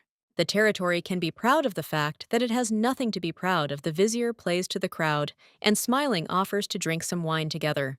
The old man introduced his son, Mizar, who seemed to have been chosen as the next ruler, and to lighten the atmosphere, the gentleman poured more drink. At the table, they met Jalili. The man was carried away by the dancers, but for him it was logical, because they, like birds, fluttered seductively around. The girl climbed onto one of the buildings that was on her way. Looking around, the lady noticed that there were a lot more people. There was not enough room to swing a cat on the streets.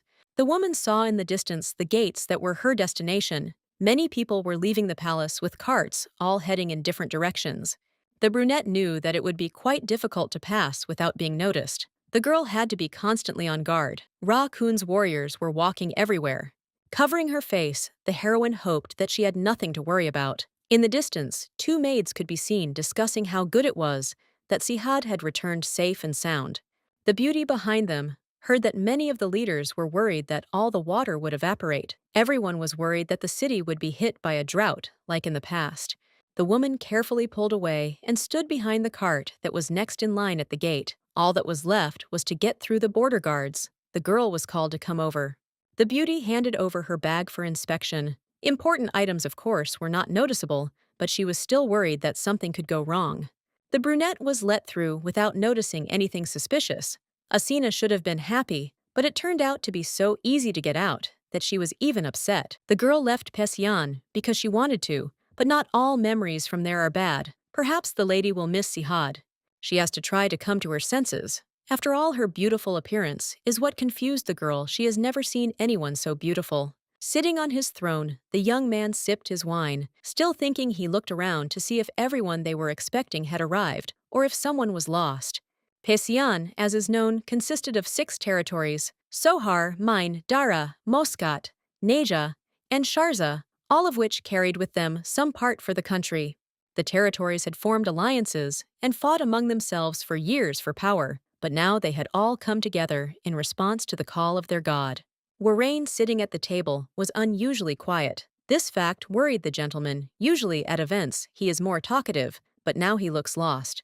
The young man thought hard about something that only he knew. Lately, even the king's soul was scratching at the heartstrings. Something was happening, but the man didn't understand what exactly. One of the rulers decided to approach Sakim and ask what was troubling him. Smiling slightly, he stated that everything was fine, and there was no reason to worry. The vizier also appeared from behind. He decided to join the conversation. He tried to leave Varane alone. He was already tired. The rulers had their own plans. Blue-eyed is young, but still rules Sharza with dignity. The conversation turned to Dodd, the ruler of Muscat, who was the only one who did not come to the feast in honor of Sihad. The country's representative warrior, Takev Neva, intervened in time, explaining that their great ruler was deciding clan matters, and so he had sent a replacement in his place. They started asking why the man's son wasn't called. It turned out that Karim had been given the task of watching Ira. Some laughed because such a story seemed strange. Approaching Sihad, the guest decided to talk about the harem. Everyone already knew that not long ago the ruler had brought a woman. Everyone was happy with this news, because after all the estate had been empty for a long time. The man, as usual, had his tongue ahead of his head, because no one in their right mind would say such a thing to the master raccoon, remembered that he had broken his own rule and locked the lady in the harem. At first, the beauty was as stubborn as a street cat, but once she realized her situation, she immediately became surprisingly docile. The young man is haunted by the thought of whether the hero will be able to tame Asina. The moment when the girl thanked him for everything before they parted came to mind. The words were a formality. She shouldn't have said something like that. Without any reason, the gentleman had a feeling that he was missing something. Baydad jumped up from his seat, causing everyone around him to be surprised. They tried to ask him what happened, but there was no answer, only silence. A minute later, the young man announced that he would go and rest while the guests could enjoy the evening. For some reason, he was so anxious that he found it difficult to breathe. In 10 minutes, the hero got back to Ira's room, where Noor had already met him. He understood that he had to see the lady with his own eyes in order to calm down. The maid reported that the girl had already had dinner and gone to bed. There was absolute silence in the room. The blonde man walked inside to the bed. Karim came running a few minutes later, and just as he was about to ask what was going on, he saw an empty space. Turning around, he had ordered in a menacing voice to quickly find Asina. The woman walked through the desert. She expected it to be cold there at night, but she didn't think it would be that cold. She was glad she had cast a warming charm on her cloak. There was no one around. She decided to take off her earrings and give them a rest. The sand was gradually making her feet get stuck, making her movements constrained. Looking around, the blonde realized that she should hurry. She once again began to realize how lonely it could be when traveling. Even as a child, she had had more fun. Once upon a time, the little girl traveled with Uncle John. Everything was different. Then the man was just as passionate about traveling. He showed the child what traveling was and made her fall in love with it. The little girl didn't immediately understand what it meant to wander through different countries. There were a lot of places in the world that the children didn't know about, and traveling was a great way to see them. Usually children cry when they are taken to an unknown place, but this situation was different. Surprisingly, Asina, on the contrary, preferred to be where there were many unknown things. Then her uncle often quarreled with her mother. There was a time when the heroine lived according to the dictates of the family. The woman attended all the events the girl asked for. She saw the same people every day, and even ate on schedule. For some, such a life might be normal, but for the blonde, it was unbearable. Sometimes the heroine felt that it was better to die than to live in a terrible cage. She saw how big the world was, and could not be in a closed room like a bird. Each country has its own special culture, history, and even way of life, and from the moment the lady learned about everything, she did not want to stay at home. The girl thought about how she should describe the trip to Pesian in her memoirs. For some reason, she kept remembering Rakun's wonderful face. She understood that she shouldn't think about such things, but her body wouldn't obey. The girl decided to focus on getting out of the desert. She would tell her family that the trip had been difficult, but she would withhold all the details so as not to cause worry. Varen's servant came to him again. They asked him if they had managed to find any traces, and he shook his head. They asked everyone, but they still couldn't find any information about the woman with silver hair and scarlet eyes. The brunette nodded, as long as the situation allowed them to. He wanted the search to continue. He decided to report something else. One detail that he saw on the palace grounds. He saw several of Kun's warriors leave the castle. The servant couldn't be sure whether there had been any action on Sharza's part. It seemed to be connected to another situation, but to know for sure, he would have to infiltrate the ranks of the warriors. Meanwhile, Karim arrived to Sihad. They searched the entire palace, but they were unable to find the woman. It seems that she was already outside the palace. The warriors are combing the city, but because of the festival, it is too crowded. Tracking down the needed person is incredibly difficult. Even so, the knight is sure that Aira is still within the city walls. With such a fragile female body, the girl could not leave Pesian so easily. Rakun remained silent. He did not scold or punish. Not a single muscle on him moved the entire night. Finally, the hero spoke up. He did not agree, because for a lady slipping away outside of Pesian was the easiest thing. Karim immediately began to apologize, but they asked him to calm down. The man didn't let his guard down. It was all Sihad's fault. He remembered how the girl had escaped from the most secure prison. He couldn't lower his responsibility. He should have kept a better eye on her. The young man was careless. Asina was not afraid that she was locked in an unknown place, because she knew that she could leave whenever she wanted, no matter how harsh the cage was. A person would not be afraid if the door was open. The harem was located in the farthest part of the palace, and the master was confident that the lady would not be able to escape if he kept her in sight on a constant basis. Umar brought the bag that the hero asked him to take. They had previously examined all the things, but could not find anything suspicious.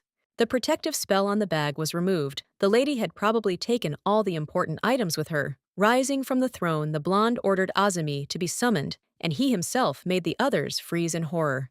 The gentleman was not going to give up so easily. He decided that he needed to track down the girl before she managed to run away too far. The ruler of Warain went to the chief chamberlain early in the morning. Iman reported that unfortunately, Sihad would not be able to receive the man because he was busy. The young man is away and will not return to the city for a long time. Rakun's servant has no idea what will happen next. He asks for forgiveness, but must go because in fact there is still a lot of unfinished business. The man thought about what would happen next. First, the mobilization of Kun's warriors took place, and then he himself left the palace. This is very strange. Warain felt like he was missing something. He needed to find out all the details to understand how to proceed. He couldn't just leave things as they were. In the morning, the lady felt terrible. She forgot how terrible the heat was in the desert. The road to Sirte through the desert is extremely dangerous, but this city is the only open city of Pesian that has a port. The girl planned to get there and find a ship heading to the northern continent. Now, the lady was not so optimistic. She felt as if she would bake in the heat faster than she could reach Sirte. Not to mention the ship, a figure appeared in the distance. The blonde assumed that she was hallucinating, or that there really was a man walking there. She hoped that her hair would not be visible under the hood. The lady was immediately asked who she was. A sword was pointed at the lady. All men in the desert first point their weapons, and only then ask questions. The brunette asked what the girl was doing in the desert. She should have known what this place was. The stranger's face was covered, so it was difficult to make out his expression. Asana tried to calm herself down. After all, she had outlived a man whose head was in even worse trouble. Having risen, the lady said that she was just an innocent wanderer, But they did not believe her, because this was not a place where a girl could wander alone. The blonde asked to lower the sword before continuing the conversation. They finally spoke normally, and it immediately became clear that the guy's name was Akka. He said that he was from Kratia and was heading to Pizian. Seeing the contents of the bag, he believed that Asina was a traveler. The girl explained that since her trip was over, she decided not to go to Kratia. She decided to go through the desert, since this was the shortest route to Surt. The hero chuckled. No one would want to go through the desert to Surt. All normal people go around to stay alive. The girl is either stupid or likes to suffer. The girl laughed nervously. She couldn't tell that she was on the run. The man's aura reminded him of Cromwell. Perhaps one of his parents was from there. The young man had been to Surt before, and the beauty wanted to know if she could get there in a week. She didn't know the area very well. The blue-eyed man started to make fun of her again, noticing that the lady wouldn't even get a month with this move. He wanted to get angry, because the stupid man had underestimated the wanderer. The blonde decided not to think about it too much. The most important thing was that the person from the city Asina was going to, if she got there in a week, she would finally be able to breathe a sigh of relief. Finally, the two decided to say goodbye. The girl promised that she would not die, which meant that everything would be fine with her. She had to move faster to make it in time. For some reason, Akka followed her silently. Although he was going in the other direction, the brunette was indignant because he thought that he was simply busy with his own affairs. He asked her not to pay attention to him. She had to resign herself to it because the young lady had no other choice. The two of them went forward, remaining absolutely silent. Sihad gathered a group. He divided the warriors into 3 subgroups and sent them to Alpecian and Sharza. Under the direct command of Ra Kun were 7 divisions of soldiers and Azimi, the most skilled. Karim did not understand whether the gentleman would really go alone, but turning around, the young man silenced him with just one look. Ra Kun said that he would probably be gone for a long time, so they should pay special attention to the protection of the palace. Sihad got ready and said goodbye. It was time for him to go. The young man knows where to go. Perhaps, if he were that woman, he would go where it would be difficult to find her. The man realized that everything was much simpler. Ira was in the desert. She was a smart and cunning girl who knew no fear. She had once miraculously managed to survive there, but it was into the desert that she went. The horses rushed forward. The hero did not want to waste any more time. Some kind of connection had not yet developed between him and the girl, so that he would feel something for her. The young man only wanted to use the lady, but now he is overcome by strange emotions that make him doubt that in any case, he does not have much choice left. The woman who trapped the hero in emotional hell will have to be caught. The search party from the west found nothing the same with the city of Surt. The fugitive could leave the desert and head to Fars. The sun was beginning to set. Everyone understood that when it got dark, tracking the girl would be even more difficult. The soldiers didn't quite understand why Sihad was personally looking for this man. One of the leaders asked them not to ask unnecessary questions. They were required to do the job and not just sit around. Akka still followed next to the beauty. He asked if she liked it. In Pizian nodding, the lady said that it was great, but did not add any details. The god of the country is impressive. The lady turned out to have seen Raccoon with her own eyes. The girl said that it happened by chance, but even so, she was very lucky. Even so, the chances of seeing him are usually extremely low. Commoners rarely get to see aristocrats, and besides, Raccoon almost never shows up at festivals. The girl was incredibly lucky to catch a glimpse of him from afar, something she can boast about for the rest of her life. The very last god rebuilt the country from scratch after the Civil War, and well, it doesn't really matter, because this fact alone is amazing. He became one of the 4 who were awarded the title of Ra. The girl decided to ask about the country. Krasia and Pizian were enemies. It was surprising that a man admired the king of an enemy state so much. Something appeared in the distance. Akka quickly realized that a sandstorm was coming. The young man raised his binoculars to take a closer look and understand what awaited them. A second later, fear was reflected on the man's face. He dropped the thing and turned indignantly to the lady, asking if she was on the run. The girl, instead of answering, asked who was there. Apparently a whole squad. Judging by the columns of sand that they were raising, there were clearly more than just a couple of people there. The woman began to worry, as she had hoped to gain at least a day's head start if she ran away after the feast. The heroine replied that she had not committed a crime, but that there had simply been a small misunderstanding. Akka wasn't one to trust someone without reason. A misunderstanding wouldn't have caused a whole crowd to run after a lady. At the peak of his activity, the young man decided to save his own skin. He thanked her for knowing each other, but he believed that the lady would be better off alone. The girl decided to check one last time. She wanted to know how long it would take to catch up with her. If people hurried, they would be there in an hour. It was perfectly clear that if the lady was caught again, she wouldn't get away with a harem. She would have to run as fast as she could just to avoid being caught. Noticing how much the woman wanted to run away, Akka advised her to go into the sandstorm, where it would be pitch black because of the sand, and it would be easy to hide there.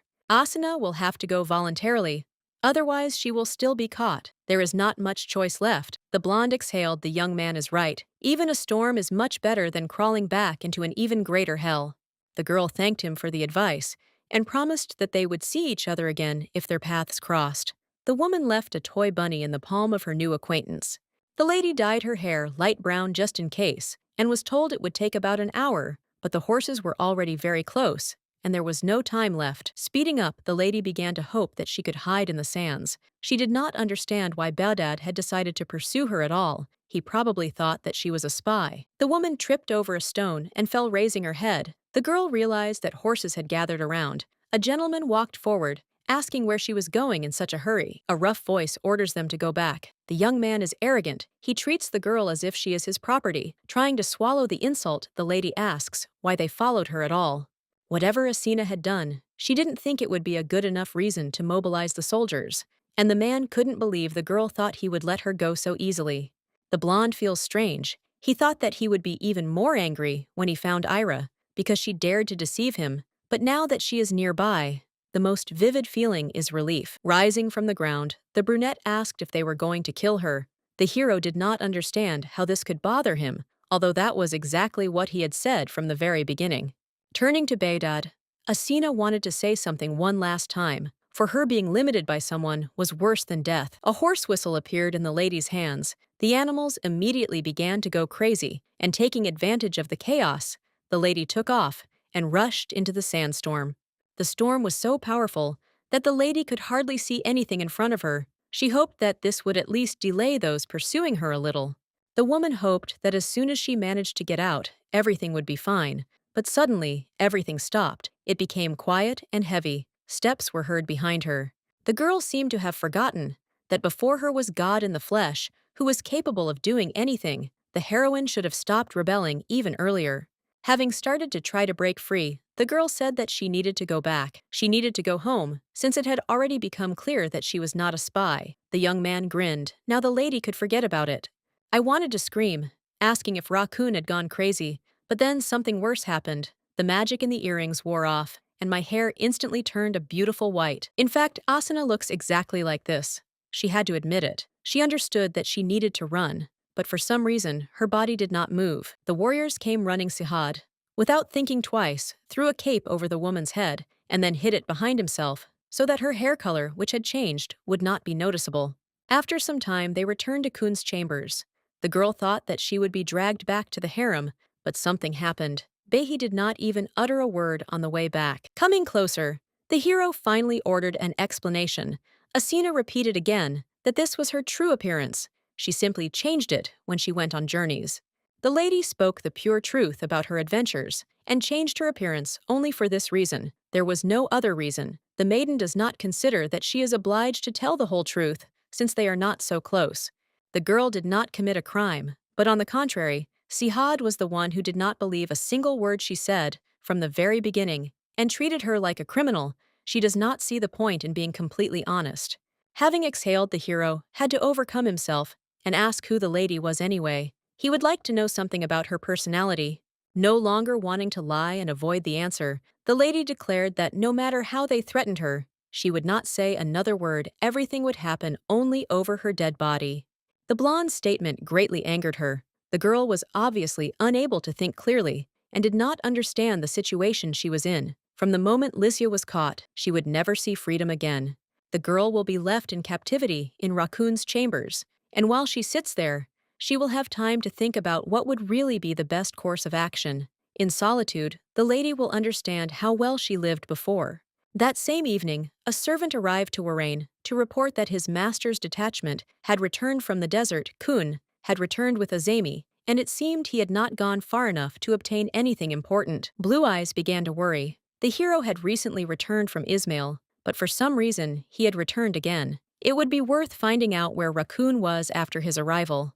Baghdad's behavior became puzzling, and it became interesting to know who the ruler was, who was not in Alpesian measures were taken to delay the arrival of the rulers who supported Kun. They tried to separate everyone, some were against the bandits, and some had their carts hit. Izmir defeated most of the bandits on his way. Dodd will obviously be delayed for a long time, and Vika is expected in the capital. Varen would not mind finishing off the old man, but he is not going to send more bandits, because he does not see the point in it. The man's family is influential, and generations of grand viziers have come from it, so killing him would be extremely reckless. All that remains is to find that very woman, the one with the scarlet eyes and white hair. Someone arrived. He apologized for being late. Varen ordered him to explain, and it sounded more like a real threat removing his hood. The young man smiled, assuring that he met the girl with white hair. Asina stood on the balcony, looking ahead at the sky. 4 days had already passed since she was dragged into Kun's chambers. For the blonde, these were the worst days of her entire life. First, things were confiscated again, as expected. Then the girl was locked in the room and was not allowed to go out even into the corridor. 2 more maids were allowed into the room, whom they had never met before they watched around the clock. Several days passed since they stood like dolls in the corner, not answering a single word, and Baghdad still did not appear. Everyone refused to talk to the lady, and she had nothing to do but eat and sleep. That was all the beauty did. The young man knew well how to torture Asina. She would have preferred to be tortured, but instead she was constantly alone, bored. The maiden wondered what had happened in the desert, but the storm ended in the blink of an eye, and the lady did not know what it was. When the heroine first heard that Pisian was ruled by God, she thought it was just an expression after all. In most kingdoms, rulers are also considered as such. No one could have guessed that Behi really had magical powers. He didn't use magic, but that made them ask even more questions. While the lady was eating, she suddenly thought about Nur. She realized that perhaps the girl was in trouble because of the lady's escape from the harem.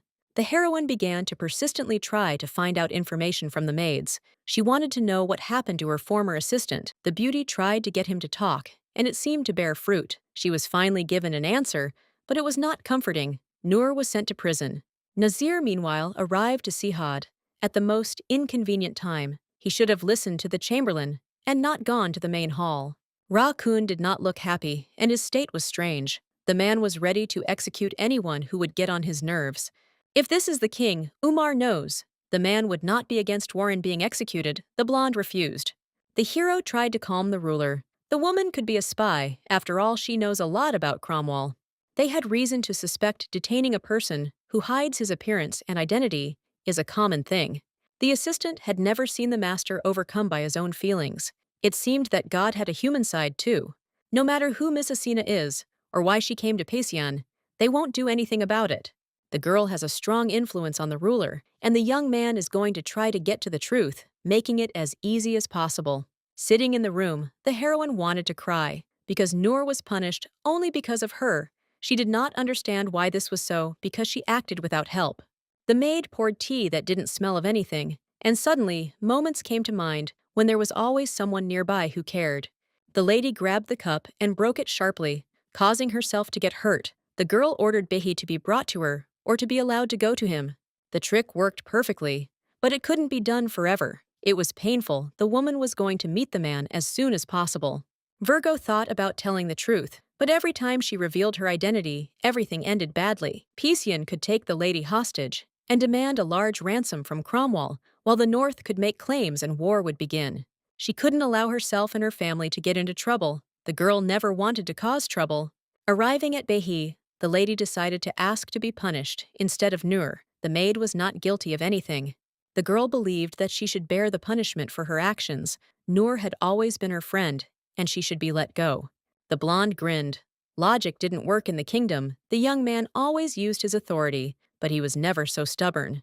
The woman doesn't understand what she did. She was locked up against her will, and although she told the truth, no one believed her. She tried to escape. The hero takes it out on the beauty, because he is upset he grabbed her by the rot and put guards on her and even threw Nur into prison. The girl began to cry. Despite all her courage, She could no longer say anything. Asina didn't cry to be pitied. She was getting ready to go back to her room and think about everything there. As she left the room, the girl reproached herself for her emotions. And on top of all this, she ran into Nazir. He did not understand who was in front of him. Virgo explained that she looked normal, but she had to change her appearance when traveling. And as a rule, her appearance attracted a lot of attention. The girl seemed like a rare beauty before, but now Umar can't even take his eyes off her.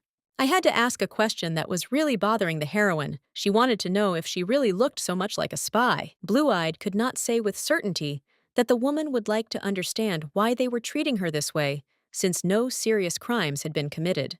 The maid said that it was time to go back. Nazir said one last time that even though everything had turned out wrong, he wanted the lady to be able to leave in peace. Better to be careful, gentlemen, is a difficult man who will not give up so easily. Everything is clear. Iman was asked who knew about the master's return. He stated that only 5 to 6 people, as far as is known, and all the servants were also informed. The other rulers were cautious, perhaps, thinking that the hero had prepared a trap. Everyone was interested to know why the king left so quickly. He nodded, asking what excuse they had managed to come up with for him, and how it all worked out. Iman didn't understand why they didn't tell the truth. If everyone had known that the young man had gone after the woman, they would have definitely understood him. The assistant was amused by what was happening. He couldn't hide it. Some would like to have an audience, but he would still have to refuse. The brunette was about to report that the gentleman simply did not leave his chambers. No more jokes could be told, otherwise the consequences would be dire. Despite his behavior, Iman remained alive. He is grateful for this. One can do with rulers as one wishes, but it was worth assigning more guards to the master's chambers. I had to ask again to clarify whether it was worth guarding Ayira. Obviously, the king was afraid that the lady would slip away again. Strengthening security is unlikely to help. Iman would not like to get in his way, but he understands that things are not that simple. The young man did not want to be tactless, but he would like to say something. A long time ago, a ruler was given a bird as a gift. He loved it very much and took care of it as best he could.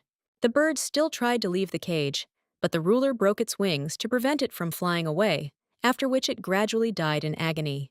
You can't achieve your goal by imprisoning someone else's heart. The young man remembered how the lady cried, asking why he was doing this to her. One of the rulers arrived to be given shelter. He understood that he could not simply escape and looked tired. Sihad is in a bad mood, so the hero tried to hide from his sight as quickly as possible. They say that he is constantly working.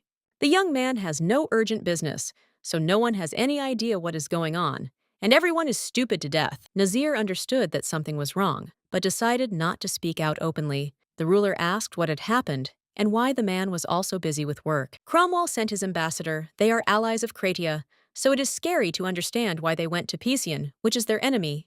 The ambassador is quite influential. He belongs to the Astatai family. This name is familiar, but only in the north. Akka, who was standing behind the door and watching, thought for a moment. The last name seemed familiar to him too, and he remembered that lady with white hair and her origins. Nazir decided to send someone to find out more details. They needed to be sure of what was going on.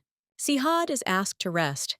He worked for 2 days without any breaks, without even sleeping, deciding that this was the best decision. The gentleman seemed to be angry because of the unsolicited advice, but Iman could not stand his ground, so he simply left him alone. The man thought that when he got the girl back, he would feel better, but for some reason, nothing changes. The mere fact that the lady is resisting his will is already driving him crazy. I would like to think that if I left the lady nearby, the anxiety and anger would leave the body, but this did not happen. You won't find a freer spirit than Ira's. If you lock her up, she never looks at you with a warm gaze or smiles. The girl hides a lot and is constantly looking for an opportunity to escape from the king. She will never submit. The young man managed to reach his chambers. Although he didn't notice it, perhaps due to lack of sleep, his head started to have problems. Inside the room, the man met his Irai. She as always was unhappy, asking why he came without warning.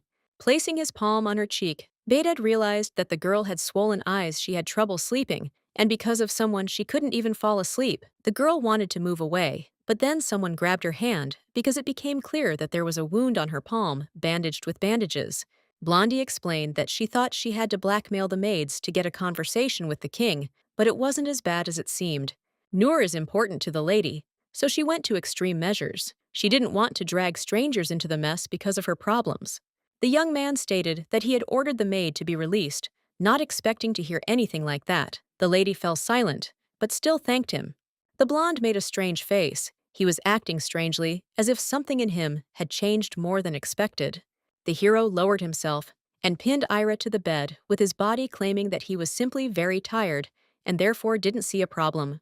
The blonde was against this. She wanted to leave, but they wouldn't let her go. All the emotions that had kept the man awake for the last few days evaporated in the girl's arms. The king couldn't think about anything else. He even stopped caring who was in front of him. The only thing that mattered was that Milady remained close by. Still leaving Asina alone, the young man sat down next to her. He decided to ask questions, and the first thing he asked was about her family. A man should also have a family and friends, so he should understand this at least a little, the girl decided to ask in response. The boy had brothers and sisters, but they failed the exam to become a kun, and were therefore killed, a common occurrence for Pizian. It became clear why the man seemed so cruel. At first he grew up in an environment where you can't rely on anyone in order to survive. He had to kill. The girl knows people with the same look for a beauty. It is too cruel, but the king never saw a problem. It is difficult to understand the young man, and therefore one has to be afraid. But the man looks so lonely that one feels sorry for him. From early morning, the ruler of Darak told us how much he enjoyed being in Pizian, so much so that he did not want to return. Warren listened until he announced that he had received a letter stating that after the festival ended, the plan would begin to go into action. It was rumored that Si had left the palace to catch some woman who seemed to have run away from him. For Varen, what was happening was absurd, because there is no smoke without fire. The palace maids let it slip that there was still a girl in the harem again. The ruler acts as if everything in the world is bland to him, but now it seems that something has changed. It is very strange. Some also said that the concubine had an unusual appearance, scarlet eyes and snow-white hair, very different from the local girls. A strange feeling appeared in his chest. The man was sure that Ira looked somehow different. She was ordinary, not so wonderful. Akka entered the room. He used the window. He had to disguise himself as a servant in order to get into the castle and find out everything. The young man learned that Sihad had found a woman and was so captivated by her that he even left his work post to be with her. When the blue-eyed man learned about the lady's appearance, he smiled slyly. He seemed to understand who they were talking about. Everything was not so simple. Sitting down at the table, the man began to tell how he met Ira in the desert when he was returning to Pizian. He knew who she was, but it was still strange that a girl from such a powerful family could meet Rakun. Akka knew the identity, but he wasn't going to tell it so easily. He asked for payment first, and Warren agreed. Blue-eyed had never seen the ruler so desperate. He asked to give up the cream vineyard in Shars. King Darak, sitting next to him, grinned. The man was no fool. He had set too high a price. Instead of refusing, the young man grabbed the paper. He would sign the contract and then ask for the transfer deed. Morning came, the girl woke up. She hadn't slept so well for a long time. Becky left, but strangely enough, they felt good together. After Asina got ready for the new day, she was informed that guests had arrived, and Karim was standing near the entrance. Nazir emerged from behind the Tamer. He had probably come to conduct another interrogation. In any case, the lady had no choice but to agree. Karim was surprised when he saw Milady's new appearance. Her mouth open, she confirmed her identity. Sarcasm cannot be taken away from her. Nazir began to speak. He hoped that the girl would understand the fact that leaving the room was prohibited. The man wasted no time and immediately proposed a deal, the essence of which was that the girl would receive the necessary information in exchange for details about the political situation in the north. The heroine had no choice but to agree. In order to get out, she needed any information she could get her hands on. The girl had long wanted to know what kind of power the king used to suppress the storm in the desert of death. The gentleman's assistant's face visibly tensed when he heard this. He had always smiled before, but everything had changed. The answer was soon given. Kun is the title of the king, and Sihad is the name of God. The current ruler received both names from the first leader. Sihad Kun had 3 sons when he died in Ismail Humor. Pizian was divided into 3 nations. After the new ruler, upon ascending the throne, received several titles, he was the first of all to succeed in making this once lifeless land fertile. The assistants themselves do not really know what powers the master possesses. However, everyone knows that he could raze the entire city to the ground if he wanted to.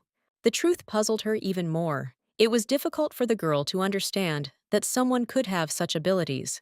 After going to bed, Asina kept thinking about what Nazir had told her before leaving. He had said that without the master, the whole country would collapse.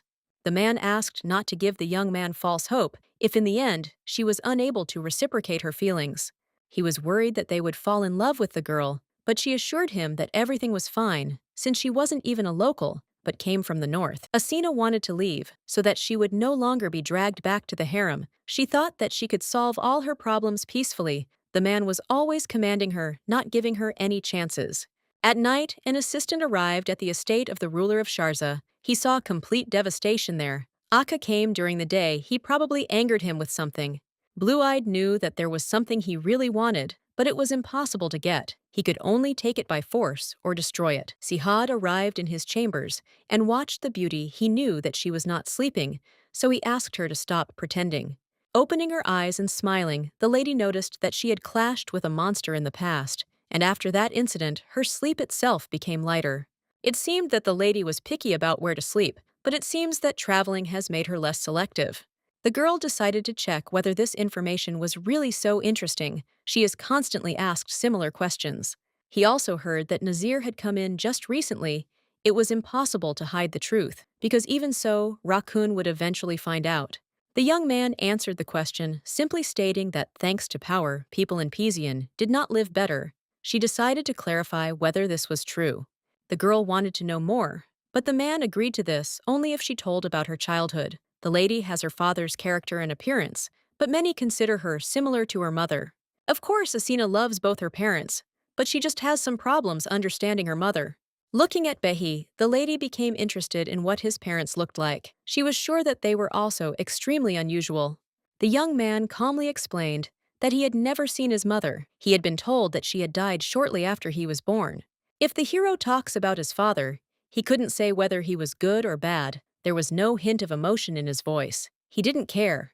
The people of Pistian are afraid that their ideal god will change. They don't need anyone else for the girl. Bedad looks like a lonely person. This morning, they reported that Cracia made her first move and scheduled a meeting with the Cromwell ambassador. They are putting a lot of effort. The country was once barren and poor, but thanks to the trading guilds, it finally managed to become rich. Turning to Nazir, the gentleman reported another piece of news. It turned out that Gedik was asking for an audience. The Grand Vizier must know that the king must not be disturbed unless he himself calls.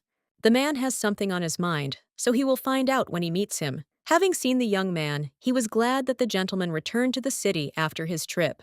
Usually, Ahmed enjoys Raccoon's absence the most, and this time he was caught out. The young man decided to really pick on them, but smiling, he offered to sit down and have some tea. They almost started interrogating Sihad, but he stopped it. There are rumors that the new Ira may be a spy for Cromwell, and that is obviously what the vizier came to talk about. He himself would not have had the courage to challenge, which means that someone put him up to it. Most likely it was Varen. Ahmed continued. He knew that the status of the women from the harem should not be questioned, but if there was a risk, he could not miss it. Everyone around is doing nothing but whispering. The exact source of the rumors cannot be said, but there is still good reason to suspect. The blonde lowered his voice, asking if the man wanted to arrange a personal meeting with Ira. It even sounded crazy. Quickly coming to his senses, the hero declared that he wouldn't dare, but he wouldn't have to worry if a woman went to the meeting. Jakia will be sent as soon as possible. She will become a personal servant. Her father gave her the task of finding out who Ira is. The mistress always dreamed of becoming a harem girl, so if anything happens, she could be next. The chief chamberlain has also arrived to see Asina. She is not ready yet, but he would like to wait outside. For the people of Pizian, the chambers in the palace of Sihad are a holy place where their god sleeps, and he did not believe that a woman was locked in the room. The girl finally came out. She greeted them and asked why they wanted to see her. From her appearance, you could tell that she was a beauty. Everything immediately fell into place. Iman introduced himself, saying that he managed the local palaces, including the main one where they were located. As chief chamberlain, the young man came to inquire whether he could somehow help make the stay comfortable, nothing more. The girl was about to go and change her clothes, but before that, she asked how long they would keep her in the palace. She would like to return to the harem. Initially, the harem was completely closed. The question is very delicate, and it will not be possible to answer it. It is better to ask Sihad. Iman stared at the lady, simply amazed by the fact that the city would finally be able to acquire a mistress. Ira turned away. The man only thinks about how to destroy the girl. In fact, there is no talk of love. Sihad didn't admit it. No guy would look at a woman with such enchanted eyes if he didn't love her. The heroine tries to convince herself that in reality, there is nothing like that. She cannot believe that someone has fallen in love with her. Ira froze as she remembered all their good moments. Iman chuckled. She wasn't very good at understanding men's feelings either. Nazir was informed that Jakia would now be a servant, and that Varen was behind all of this, taking advantage of the situation to gather more information. Umar raised an eyebrow. Asina should also be ready. After all, we are talking about Gedik's daughter. Sakun, since childhood, he cherished her, and this was beneficial for both her and her father. Thanks to his daughter, he acquired influential acquaintances and was able to rise. The young man decided to tell Ira about everything. He went along the corridors to his chambers. He had never been so lost before. There was no choice but to accept the fact that the woman in the room had raised a storm in his heart. Entering the room, the hero inquired about the outfit. He was happy to be the first to see a lady in such attire. The young man was silent, and so the lady decided that it did not suit her. She was already about to leave, but stopping her, he said that she was beautiful. The girl did not want to stand in one place and listen to sweet words that were not true in any case. Everything was much better when the heroine was further away from the man. The warmth next to him makes you feel too much. Usually the lady doesn't react at all, but it seems something has changed. Turning to the maid, he asked about the mistress, who visited in the morning. Iman was the one who came to the palace, and it seems he said something the girl could not admit. It say that perhaps the master loved her. The young man has no idea what the chamberlain said, but he will definitely get it, because he should not have even opened his mouth. The blonde decided to tell the story anyway. She asked about the harem, but she was not given the clear answer she asked for. The girl didn't want to ask something that would irritate the hero, but she still asked why the harem was closed. She assumed that Behi didn't like women. The young man is not sure that he is experiencing anything specific. One day he will have to get married, so this position is extremely strange. Asina asked such a question because she remembered that the king would sooner or later have to have an heir. The blonde grinned. It seemed to him that the maiden would be the last one to take care of such things. Usually this was the fate of assistants. There were many problems with women when Ra Kun first ascended to the throne. Pisian was devastated by war, and every inhabitant suffered from a constant shortage of water and food. Problems piled up one on top of another, so there was no time left for entertainment. The hero reasoned absolutely calmly. Sooner or later, a man will have to produce an heir, and he will probably marry some sweet and gentle Pesyanka. The girl acted as if she was jealous, but when asked, she tried with all her might to assure him that this was not the case. She already lives with the most wonderful person who ever existed. The young man couldn't resist and pulled the girl closer to him. He could kiss her, but he knows he won't be able to stop. The heroine spent the entire evening thinking about what had happened. She couldn't stop thinking. Her feelings seemed to be trying to break out. Virgo believed that she shouldn't have provoked him, but still, everything didn't end well. In the end, it all came down to the lady starting to blame her father, and because of his strange appearance, her standards rose. Ira was distracted when someone entered. It turned out to be Jakia. She greeted with formality, announcing that she would be the new maid.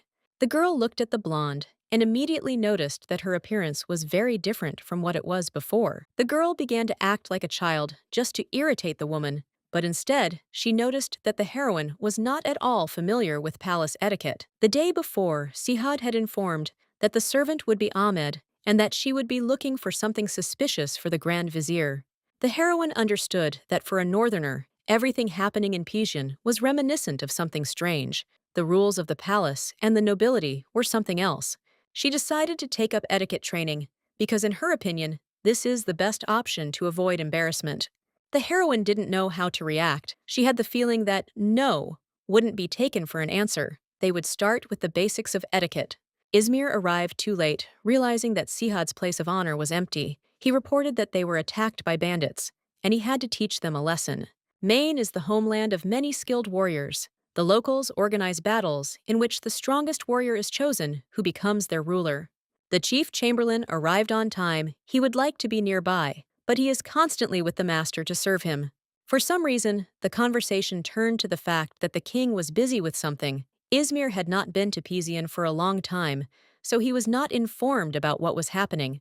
Ra-kun finally brought a woman to the palace, and a very beautiful one at that. They saw no point in lying, because they were telling the pure truth. Gedik's voice was heard from behind. He knew that the new Ira was a northerner. She was warmly received, although she could be a spy. Turning to the vizier, Iman chuckled, noticing that he was pushing his daughter hard in his attempts to bring his mistress to justice. Gadika will be given an audience, but for now he tactfully plans to escape so as not to be seen by anyone again. The great ruler Warrain was also nearby, because as soon as the vizier left, he immediately greeted those gathered. Turning to Izmir, the man also noted that they had not seen each other for a long time, which was almost unacceptable. He would like to see him in person, so he would send a servant later. For hours now, Ira had been studying books on palace etiquette. Jakia was exhausting her as best she could. The blonde's head was starting to hurt from constantly thinking about escaping, and on top of all this, she had to do her studies. When the girl's husband came to visit her in the evening, she began to complain to him about how she had been abused. Jakia decided not to change her manners. The vizier was definitely not quite right in the head if he thought he needed to check on Ira. All the talk about the blonde being a spy is terrible. The young man asked to be careful if the lady does not want to die. The hero was about to spare the girl. She nodded. One thing was clear: the man had fallen in love, and now he would do everything to make her happy. The blonde would like to understand what she feels, but she is not going to do it no matter what she feels. Sihad is not someone to get into a relationship with. Amar was right. If a lady doesn't have feelings, it's better to keep your distance. Asina understood that besides everything she was stabbing, the time had come to produce an heir. Her facial expression changed when the thought came to her mind. All sorts of sad thoughts creep in on their own, but the lady assured me that this was not connected with the young man. She did not want to tell the truth. Asina imagined the person she liked with another person, and that made her even more upset. Sihad was surprised. He did not believe that a man lived with a lady and was dating someone else. With a sad expression on his face, the young man asked why the girl stayed with someone who did not appreciate her. The heroine shouldn't laugh, but she still laughs, because she said earlier that she lives with her father. Technically, she didn't lie. He really is the most handsome in the world. Many say that the gentleman is the most wonderful, and his daughter especially thinks so because she loves him with all her heart. Behi asked if he was more beautiful. It seemed like something like that shouldn't bother him, but everything turned upside down. Of course, a man can't help but know that he's attractive. The girl continued laughing. It was hard for her to stop. Having thrown Lisha onto the bed, the young man assumed that she knew what the consequences of her ridicule would be. In the morning, Izmir arrived in the main hall and greeted Sihad as expected. The young man had come all the way to be in the city. The gentleman heard about a clash with bandits. One of the warriors died, and if something is needed, the hero is ready to recognize the merits of the deceased.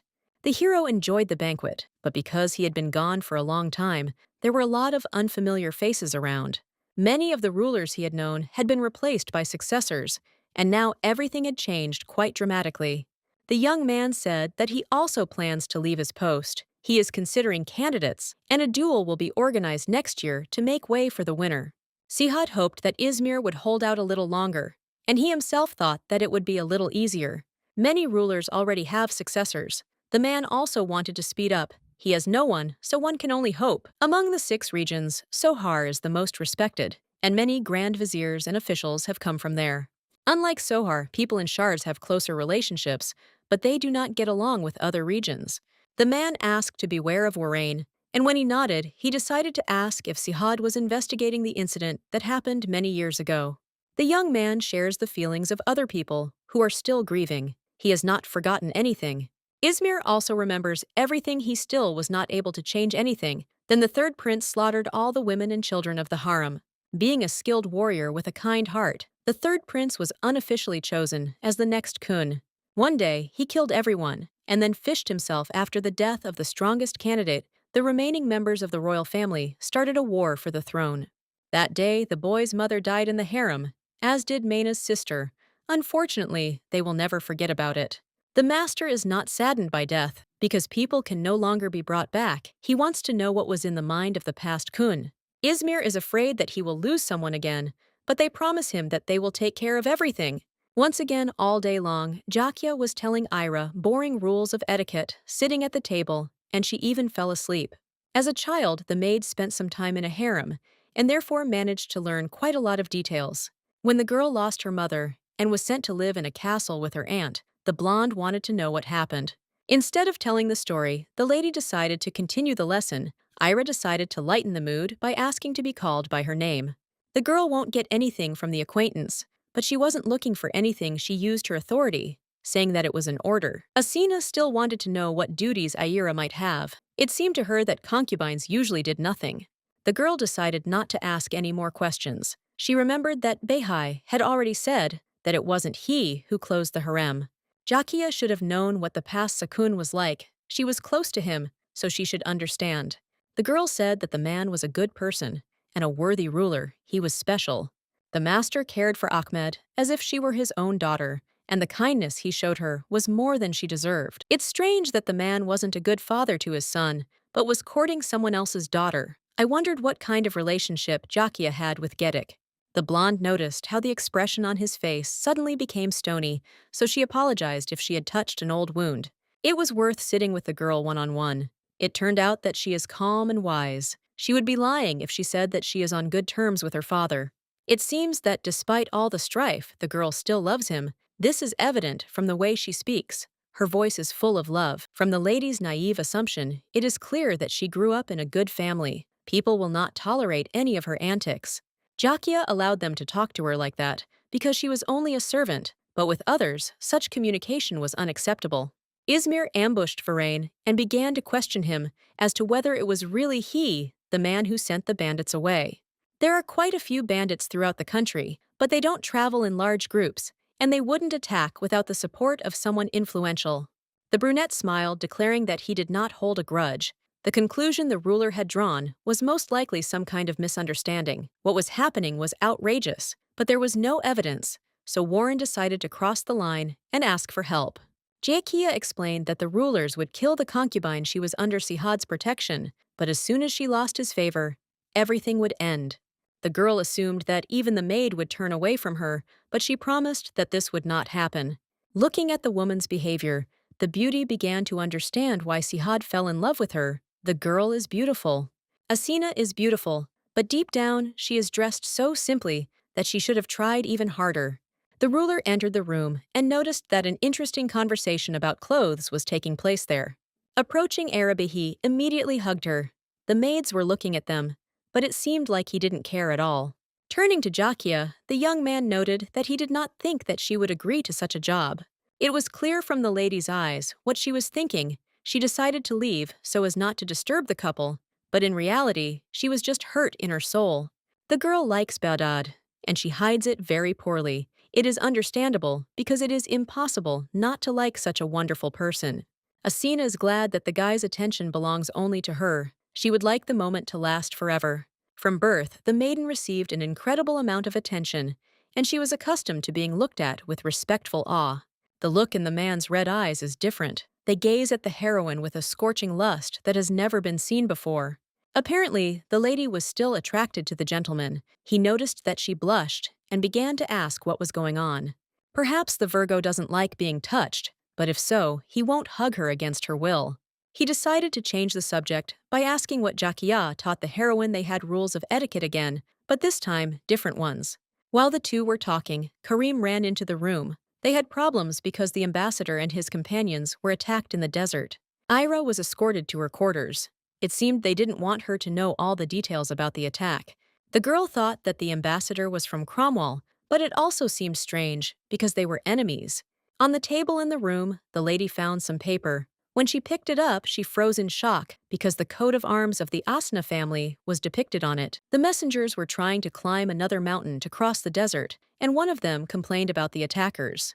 Pision had never been a peaceful place. Some were against friendly relations, but it seemed they would not attack. The head of the Estadi family, Ian Seren, listened as his assistant complained and wished to go back to Cromwell.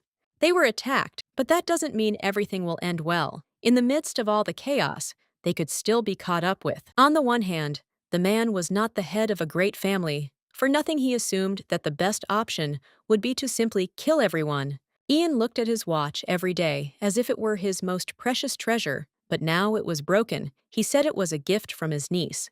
peace negotiations should be forgotten. The assistant began to ask to calm down. After all, the damage is not serious. A resting place was prepared for the Knights of Cromwell right in the castle, but the envoys could not be found. They had fled somewhere. It doesn't seem like Warrain was involved in the dusting. The elders of Sharza were behind it. They originally had a large territory. The ruler keeps them under control, but no one knows what they are capable of. The country is still part of the Pisan Empire, so those who did this will answer for what happened. The messenger may be alive or already dead, but he must be found. The girl thought about that piece of paper with the coat of arms. Whether it was Jakia herself or the person who gave it to her, the lady's identity is now known. The heroine always disguised herself, and it is unlikely that anyone during her journey could understand who she was. Posters with her image were hung only in the north. Behi came into the room again. He was supposed to be absent due to his busy schedule, but in the end, everything turned out exactly like that. The girl decided to ask about Jakia. She couldn't say that she wanted to study her opponent, so she simply stated that she was interested. The boy explained that he was not raised in a harem. His mother had fallen ill, and he had been sent to her parents' house. For some reason, she desperately wanted to drive him out of the harem. He and the girl have one thing in common. They are the only survivors of a tragedy. Having lost everything, Kun could not live a normal life, and Ahmed looked after him all the time, although the incident left its mark on her too. Finally, the blonde began to understand what had happened. The previous ruler was bedridden, his heir had died, and other successors were fighting for the throne, which led to a war. It became clear what Akka was talking about. Sihad had truly rebuilt the country from scratch, and this greatly impressed everyone who had seen the ruler. A lot of effort, money, and time was spent on the new Pisan. The girl wanted to know better, so she asked to ask one more question. The vizier invited Varan to have tea with him. The supreme leader had been so busy lately that everything had turned upside down. Gedik didn't understand what was going on in his interlocutor's head, but he tried to remain calm and asked if his daughter was any use. Jakia's job isn't that dangerous, so there's no need to worry. The lady does her job perfectly, and it was she who handed over the paper with the coat of arms from him. The woman didn't understand what Vareen wanted from his mistress, but she carried out the order. He couldn't wait for a personal meeting with Asina. The Virgin decided to find out if it was true that the country had suffered so much, that for 5 years Pisan had been a living hell. It was decided that the survivor of the Desert of Death would ascend the throne. No one could live there, since there was not even an oasis there. The young man still managed to live there for 4 years and escape. The prince was his only blood brother, since they had the same parents. During his childhood, the baby was observed from time to time. Later, it was discovered that it was his relative. The man learned that his mother died during that tragedy. The young man thought that the woman died before he was born, but it turned out that this was all untrue. Behi seems to be very lonely, but he doesn't want to admit it. He never had such a feeling when he dominated everyone. Everything changed after meeting Asina. The girl got used to people loving her, so she gave the same in return. Sitting at the table with Jakia, the lady was wondering how she could ask about the fabric with the coat of arms. She just couldn't find the right moment. On the contrary, the assistant's mind kept recalling the moment when the lady hugged Bedad, so she decided to find out directly what Asina thought of him. The girl didn't know how to answer correctly. She knows that the young man is a good man. Nodding, Ahmed said that someone was waiting for the lady. The maiden was told that if Lisi saw the thing, she would immediately want to go. Having taken out the chest, the lady handed over a comb with a coat of arms. The green-eyed woman couldn't say who she was meeting, so she simply took her mistress to the garden and sent away all the maids. The girl was wondering who would come to her until she noticed Varan. They hadn't seen each other for quite some time. Having handed over the fabric, the heroine immediately asked if he had passed it on through Jakia, and a confident yes was heard.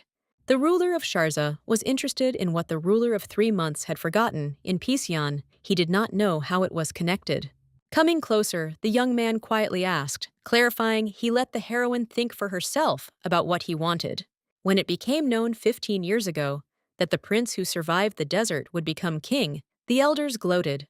It was believed that once all the successors disappeared, Sharza would become independent. But one man whom everyone feared returned, and this destroyed all dreams.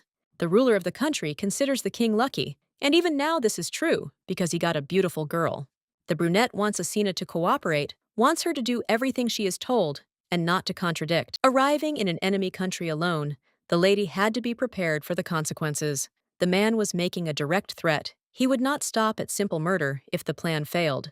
Taking advantage of the lady's status, the ruler could easily start another war, but the maiden tried to resist. To kill the blonde, he wouldn't even have to hire assassins. He'd just have to reveal her identity and accuse her of espionage. He gave her time to make a decision.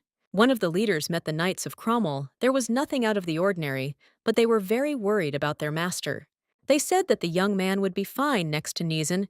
He is so skilled that anyone would envy him, and is even considered something like a fairy or a descendant of God. A message was delivered to the Lord Sihad. Is too busy to come in person. Dodd recently disappeared, so he has other concerns.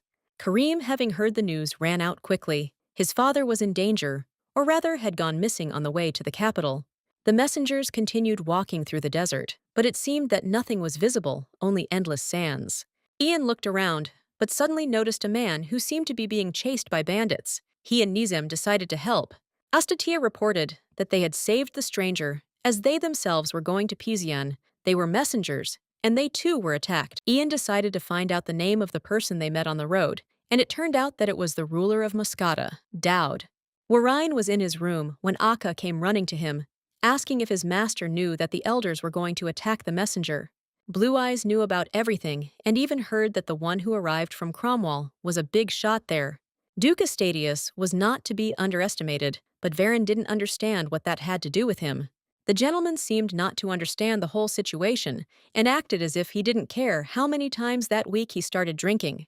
Akka quickly realized that the whole problem was in Asen. He wanted to ask something else, but the blue-eyed man did not want to continue the conversation. Last night, Ira couldn't sleep a wink. Varin was up to something, but it was almost impossible to read his thoughts. The maiden couldn't ask for help outside the palace. She was being watched. The maids noticed that something was wrong, so they asked if the girl was having nightmares.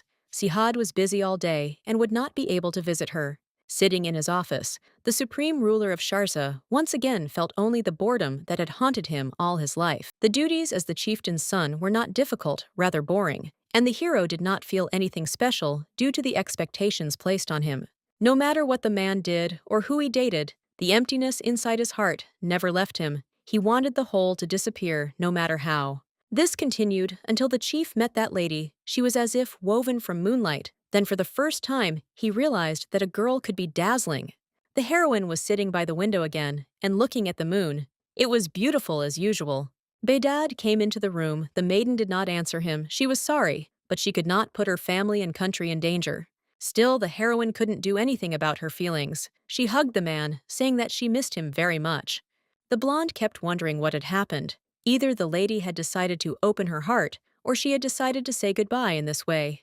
Having moved away, the heroine asked not to call her a kitten. She was a human, and such a nickname seemed a little strange to her.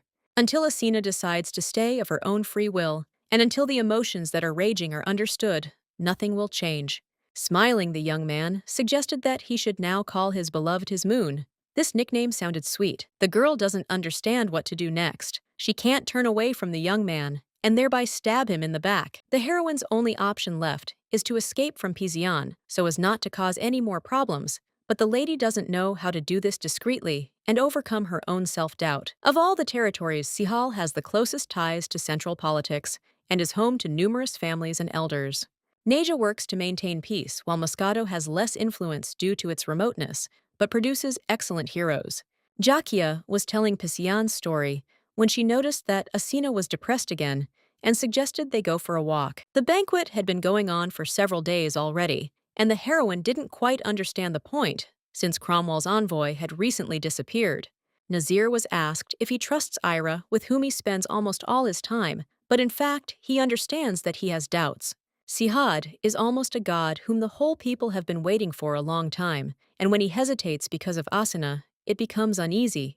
The chamberlain was sure that the king would soon tire of the lady, in any case, but Nazir interrupted, saying that the master had used his divine powers for her. When the lady returned to her chambers, Iman was already there. He said that he just came to talk, but even so, he was lying. While the festival was going on, it was assumed that the maiden was bored, and they organized a feast to thank Sihad for not abandoning his people. We are talking about a trip to Ismail. This place is located within Pijian, but no one knows the exact location. When a man goes away on a trip, a drought, and many other troubles come to the kingdom, and the inhabitants eagerly await the king's return. The lady didn't understand what this was all about. They did everything to keep Kunin Pizian, but the easiest way was to offer a woman. The girl was not stupid, so she understood the hint that she should stop getting under the king's feet. The woman had no intention of staying nearby. The conversation was unpleasant for her, just as it was for Iman himself. She didn't quite understand the point of treating Behi this way. He would never have left his country out of a sense of responsibility to the people. After the chamberlain's words, it seemed that the palace was like a prison. The lady also felt like an animal in a trap. Then she had problems. The heroine wanted to ask for a glass of water, but there was no one around when she went outside. Someone attacked from behind and grabbed her. While Sihad was working, Iman stood nearby and asked if he would like to go see Asina. It all seemed like a test. It was a presumptuous move on the assistant's part. He should have regretted it. The brunette remained silent, but then declared that it was easier to forget about the question since he had already received the answer. The servant bowed and left. Nazir recently offered to send several people to the north and said that it would be easy to find out Asina's identity, but the young man refused. The blonde opened her eyes, realizing that her hands and feet were tied. She blamed herself for not seeing her attacker. When the bag was removed from his face, Varan appeared before his eyes. They were in one of the rooms of the harem, which was empty. The young man didn't want to do exactly that, but the lady was the first to disown him. Earlier, the blonde had refused to date him. For some reason, everything led to that night, when the moonlight illuminated the new hair color. The hero wanted to know why the lady changed her appearance. The blonde is not obliged to answer, but no one would trust someone who has a whole bunch of different secrets. The man asks me to come to him. I'm not in a position to refuse, but I don't want to follow his instructions either. The negative answer made the brunette freeze. This was the last chance for the lady at the next meeting. No one would beg her. The heroine's will is strong. Warren understood that he had to drive her into a corner and make her feel in danger until she gave in and begged for salvation. The kidnapper brought Asina back to Sihad's chambers, where she was already met by Karim, who rudely asked where the lady had been. As soon as the blonde opened her mouth, the tamer decided to leave. He had not heard a single truthful answer from her, so he would not trust her anymore. In the morning, I had to ask where the maids were. It turned out that they had been called away. The chamberlain said that they would be replaced. The man was hostile to Ira, and he had probably called Karim away too.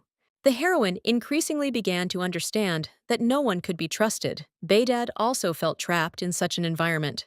The girl finally understood why she was thrown into prison back then. It had once deeply offended her, but now everything had changed. Jakia is not in the best mood. She helped the lady get ready and remained quiet almost the entire time. Finally, the lady began to speak, and for some reason revealed the reason for her presence nearby. She was told that a snake had taken refuge next to Sihad.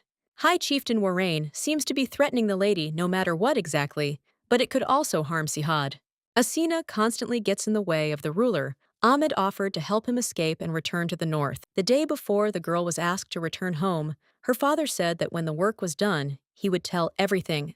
The lady knew what kind of men there were in her homeland. They never had enough land, so they constantly took it from others. The lady could not go against her father, but she wanted to help Sihad. The girl explained to Aira that she only wanted to repay the previous Kun for his kindness by helping his son who was sitting at the throne. The blonde thought about it. It didn't look like the heroine was lying, and this seemed like a great chance to finally break free. While the heroine continued to hesitate, Jakia took silence for consent, so she asked to start getting ready.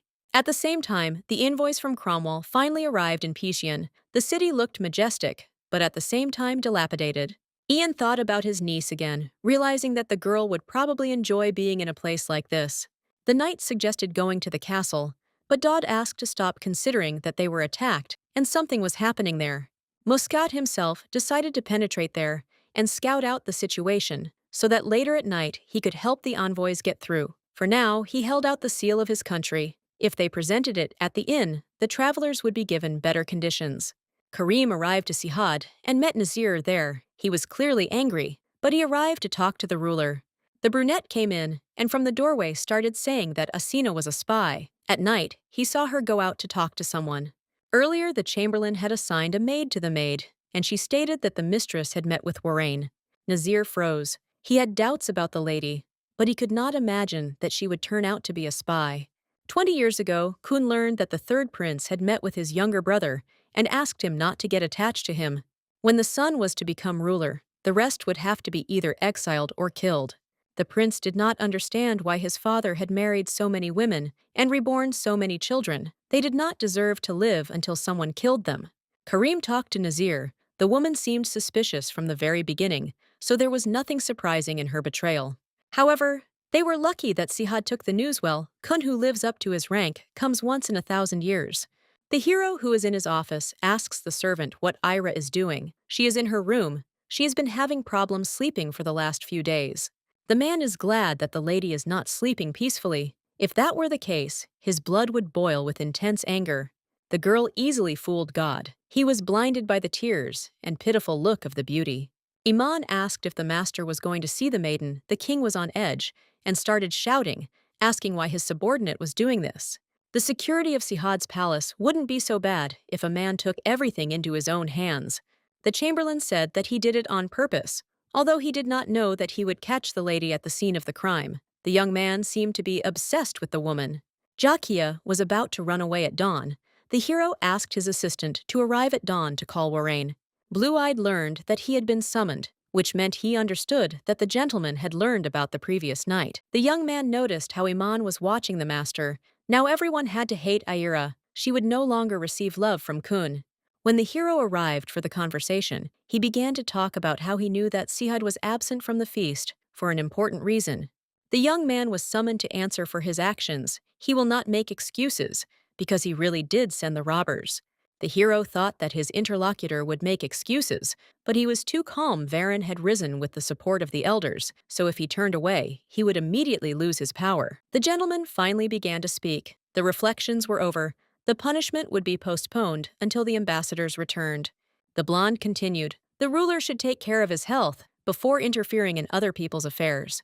Until this day, the hero had not reacted to any provocation, but something changed. It seemed as if a warning had been given to stay away from the concubine. Near the exit, the gentleman was met by an assistant who asked him to watch his language because of Rakan's people.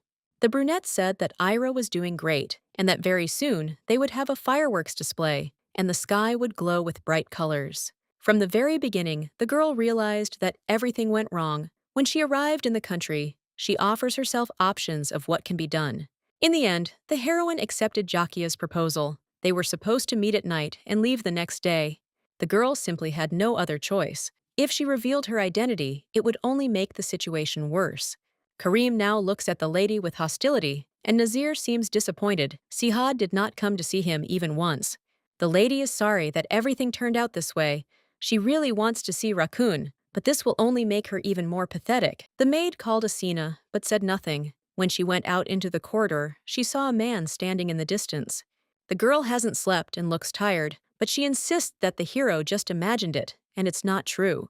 It is unbearable to see the guy again. Even in such a situation, the lady wants to take his hands and smile. She wants to hug him. The girl knows that she must stop everything. They have no future, since their origin does not allow it. Standing in front of the woman, the hero wondered whether he should simply kill her to make all his problems go away. But despite this, he had a strong feeling that if the girl were gone, an even greater hell awaited him. The gentleman knows very well that he cannot do any harm, and therefore really wants to be told the whole truth. The girl lowered her head and declared that she had nothing to tell, nodding. The young man headed for the exit. Daoud arrived very soon and was met by Karim, who was incredibly happy that his father had not gone missing. The man was lucky people saved him, and he almost immediately went to Sihad to talk to him. Moscato is in danger. Dara has smuggled a large quantity of weapons into Kracia. The border region is already devastated. There was no information about the deliveries. They said that they were only delivering food, but it seems that this was just a cover. Dara wants Moscata destroyed. They were enemies long before they were annexed by the Pizians. Jalil could have made a decision, but it was not his decision. It was definitely a plan brought from Bahrain. Karim was the first to start worrying. The murderers of that country know no satisfaction. As soon as they capture Muscat, they will move on. Dodd said he had another important message about the Reaper from Cromwell. He helped him get to Pizian. Evening came, and it was time to go to Jakia. The Tamer had run away in the morning, and a man arrived who would take her to the girl. On the way to the country in the desert, the gentleman was attacked by unknown persons, and then envoys from Cromwell came to the rescue. One of them even carried the man on his back because he understood that his wounds hurt. Dodd asked them not to worry about him, but they did not listen to him. The two stayed at an inn, and Karim was sent to the envoys to find out more and then quietly lead them into the palace. The gentleman treated everything so calmly that it was even frightening. Nazir was worried that he would be shocked because of Asana, but it seemed that everything was fine. The lady looked around the empty room for the last time. The one who had previously filled the space had simply left. Jakia pointed to the cart that was already ready. They were at the place that was intended for high-ranking officials.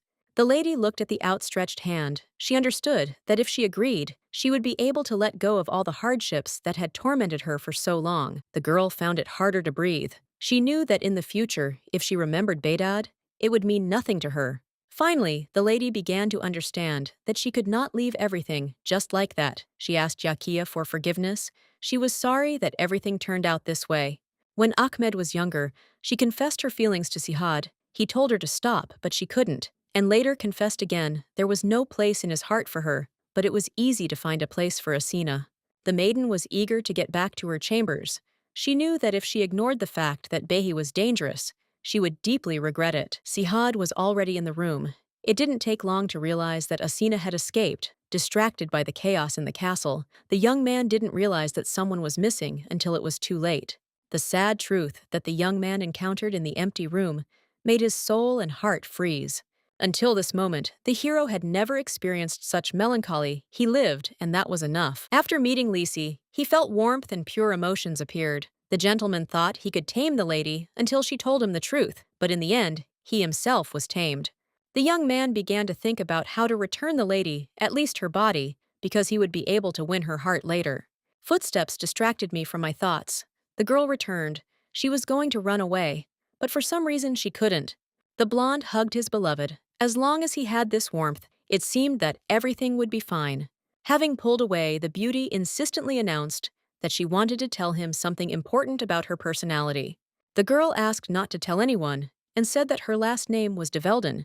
She was the only princess of Cromwell. The man arrived to apologize for the inconvenience he had caused the messenger. Ian, smiling nervously, asked when he could enter the castle. The escorts from Cromwell will soon arrive in Pisan. Karim reported that he would be able to enter with them. The girl woke up and realized that Behai was not around, just like the maids. The young man was willing to wait as long as it took for de Velden to trust him. Something was found on her wrist, and upon looking at it, the lady realized that it was a beautiful bracelet that was put on her. The beauty of the piece was so captivating that it could have hypnotized you if you continued looking. Noor returned to the estate. She heard that, because of the lady and her request, freedom was granted, so the first thing she did was to thank. The heroine didn't want to impose herself from the moment she returned, but she wanted to ask something. It was more of a favor.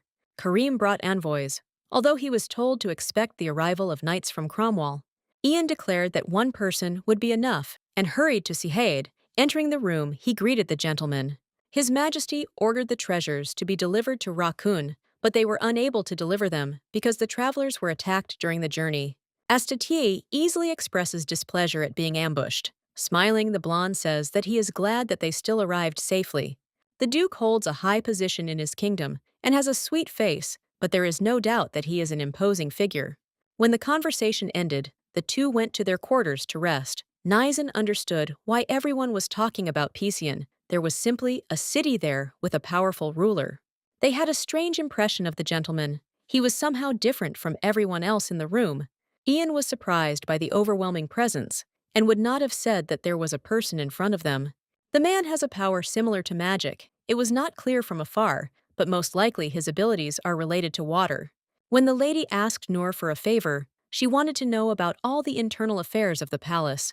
The heroine was asked why, and she created a drama. She doesn't know anyone in Pisan. However, when the new era comes, the situation will be even more in jeopardy. After the lady decided to stay in Pisan a little longer, her confused thoughts began to clear up. Jakia left the palace to seek refuge. The vizier was very greedy, and if a man like him sent his daughter away to use her, he was clearly up to something. The heroine wanted to find a solution. She had knowledge about the northern continent that the locals did not have. On the way to the castle, the maiden ran into Varen. It seemed to him that the lady should run away. Lady Jakia's movements were clear as day. so everything was known in advance. Bending down, the blue-eyed man asked why the beauty stayed. He knew that she had no reason to do so. Virgo decided to become Ira for Kun, but a man who has everything cannot be content with one lady. The mysterious aura that the hero felt around the lady disappeared, but she still attracted him. The brunette wasn't going to tell them what he wanted, because no one would listen to him anyway. It was as if he was playing some kind of game. Threats no longer worked on Asuna, but Varen wasn't sure that Sihad really trusted her as she thought. Very soon, Devilden will be convinced that Badud is not worth trusting, even if he now seems good and attentive. A rough voice was heard from behind, calling his name. Sihad ordered the ruler to leave. They had nothing to talk about in any case. The girl almost begged to be believed. She did not want to seem suspicious. The maid was not nearby either, because she had been sent on an errand. The blonde was the one who put Noor back with Ira. He thought that if there was someone nearby, with whom she could get closer, it would be easier to settle in. Every time a lady sees a tender attitude, she does not understand what to do. Her thoughts are a little confused. Having decided to start a different conversation, the hero said that tomorrow a feast would be held in honor of the envoy from Cromwell, and he would like to see Asina there too. Virgo does not want hostility between the two countries, so she will observe from the side and understand whether the messenger has arrived with good intentions or not. To avoid being discovered, her face will be covered with yashmak. Still, he had to agree, and stroking the girl on the head, Badad promised that he would return in the morning. De Velden fell under his influence again. The two got ready and headed to the meeting place, Nizen asking questions, because he still didn't understand why the emperor was trying to improve relations with Pishian. Astatea didn't understand either. He didn't care about the relationship as long as there was no war involved. The land has a strange energy. It all seems contrived, but it feels like something is desperately trying to save the lands of Pishian. Asina had been getting ready since early morning to finally go to the feast. Behi came into the room and greeted her with a smile. The lady asked him for his opinion on her outfit. He could probably fall in love with her again. Having joked about his insecurity, the man laughed when the girl seemed offended, but in fact she looks wonderful. He is glad that the lady's face will be hidden from strangers. Only he should look at her beauty. The woman seemed to be constantly glowing. The hero would like to take her and hide her, so that only he could admire her, no one else. For some reason, he became confident that Varen thought exactly the same. The master will not be able to achieve his goal, even if he has great plans for this. The ruler will not allow it. Looking into Era's eyes, Behi assured that no one will hurt her. As long as she is next to him, she will be protected. All the necessary people had already gathered in the hall. Lord Vika had not yet arrived. Nazir was worried, because given his advanced age and what he had said before, it was impossible to feel worried. All this was extremely strange.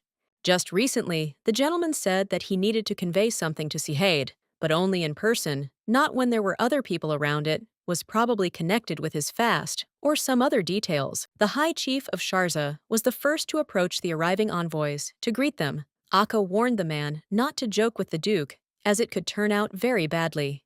The young man turned out to be much younger than Varen, thought there was a strange aura around him. The hero looked very similar to De Velden. I would have liked to ask him directly, but it was already clear that nothing would come of it.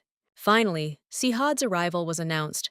The main doors swung open. The gentleman entered arm in arm with his Ira. When the girl sat down in the place behind the throne, she finally met the messenger's eyes, and in horror she realized that her uncle was sitting there.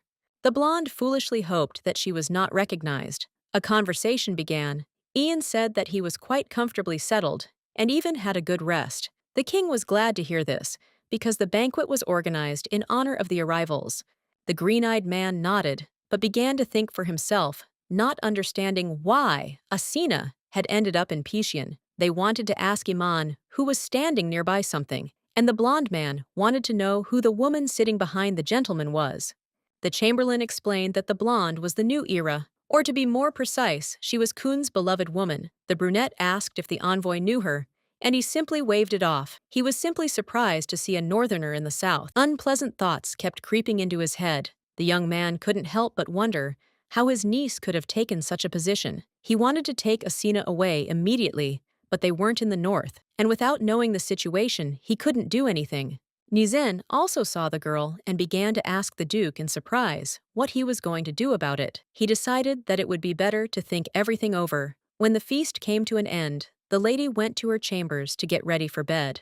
Initially, the blonde was surprised that Cromwell had sent an envoy at all, but the situation became even worse when it turned out that Ian was there. Of all the aristocrats, it was he the king understood what he was doing when he sent the best of the best. The beauty understood that she should first check everything, and after she was sure make plans. She told Noor that she would be leaving, but she did not immediately understand, because it was already dark and dangerous outside. Considering the escapes that were constantly happening, the lady could not blame the maid for her mistrust, so she simply asked to be left for a while. She needed to be alone. Nothing more. Smiling, she tried to somehow change the situation. The maids asked to call if they needed anything. The woman closed the door tighter and went to the window. She ordered whoever was hiding there to show themselves. Nizan came down onto the windowsill and immediately waved his hand. He and the heroine hadn't seen each other for a long time. It was nice to finally meet. After such a breakup, the girl said that she had her own reasons for coming to Pizion. He offers to go because Ian is already waiting. The blonde shrugged because the glass was closed. The young man grinned and asked her to wait. He leaned over sharply and broke the window glass. Horror appeared on Asina's face, and immediately the screams of the maids were heard, who began calling for the lady, not understanding what the noise was in her room. The blonde took advantage of the moment. They should have run quickly, so that nothing happened, because then they could have been seen. The heroine could not believe that she was behaving like this. She knew that later she would have big troubles. To avoid this, she stopped abruptly. De Velden is indeed glad to see her uncle and the knight after a long period of time, but she has her own reasons for staying in the estate instead of going with them. The lady asked to carefully convey the news to Eustathius, as if he did not know his niece. Nizan shrugged. They both knew who Ian was, and he would most likely be furious or even upset if he was told such a thing. Shouts and questions were heard behind the door, asking why Asina wasn't opening the door. She decided to send the blonde away, but before leaving, he gave her a small thing. It was a family heirloom that only the head of the family, the Duke, possessed. It was a symbol of the one who protects. They gave it to the girl out of good wishes.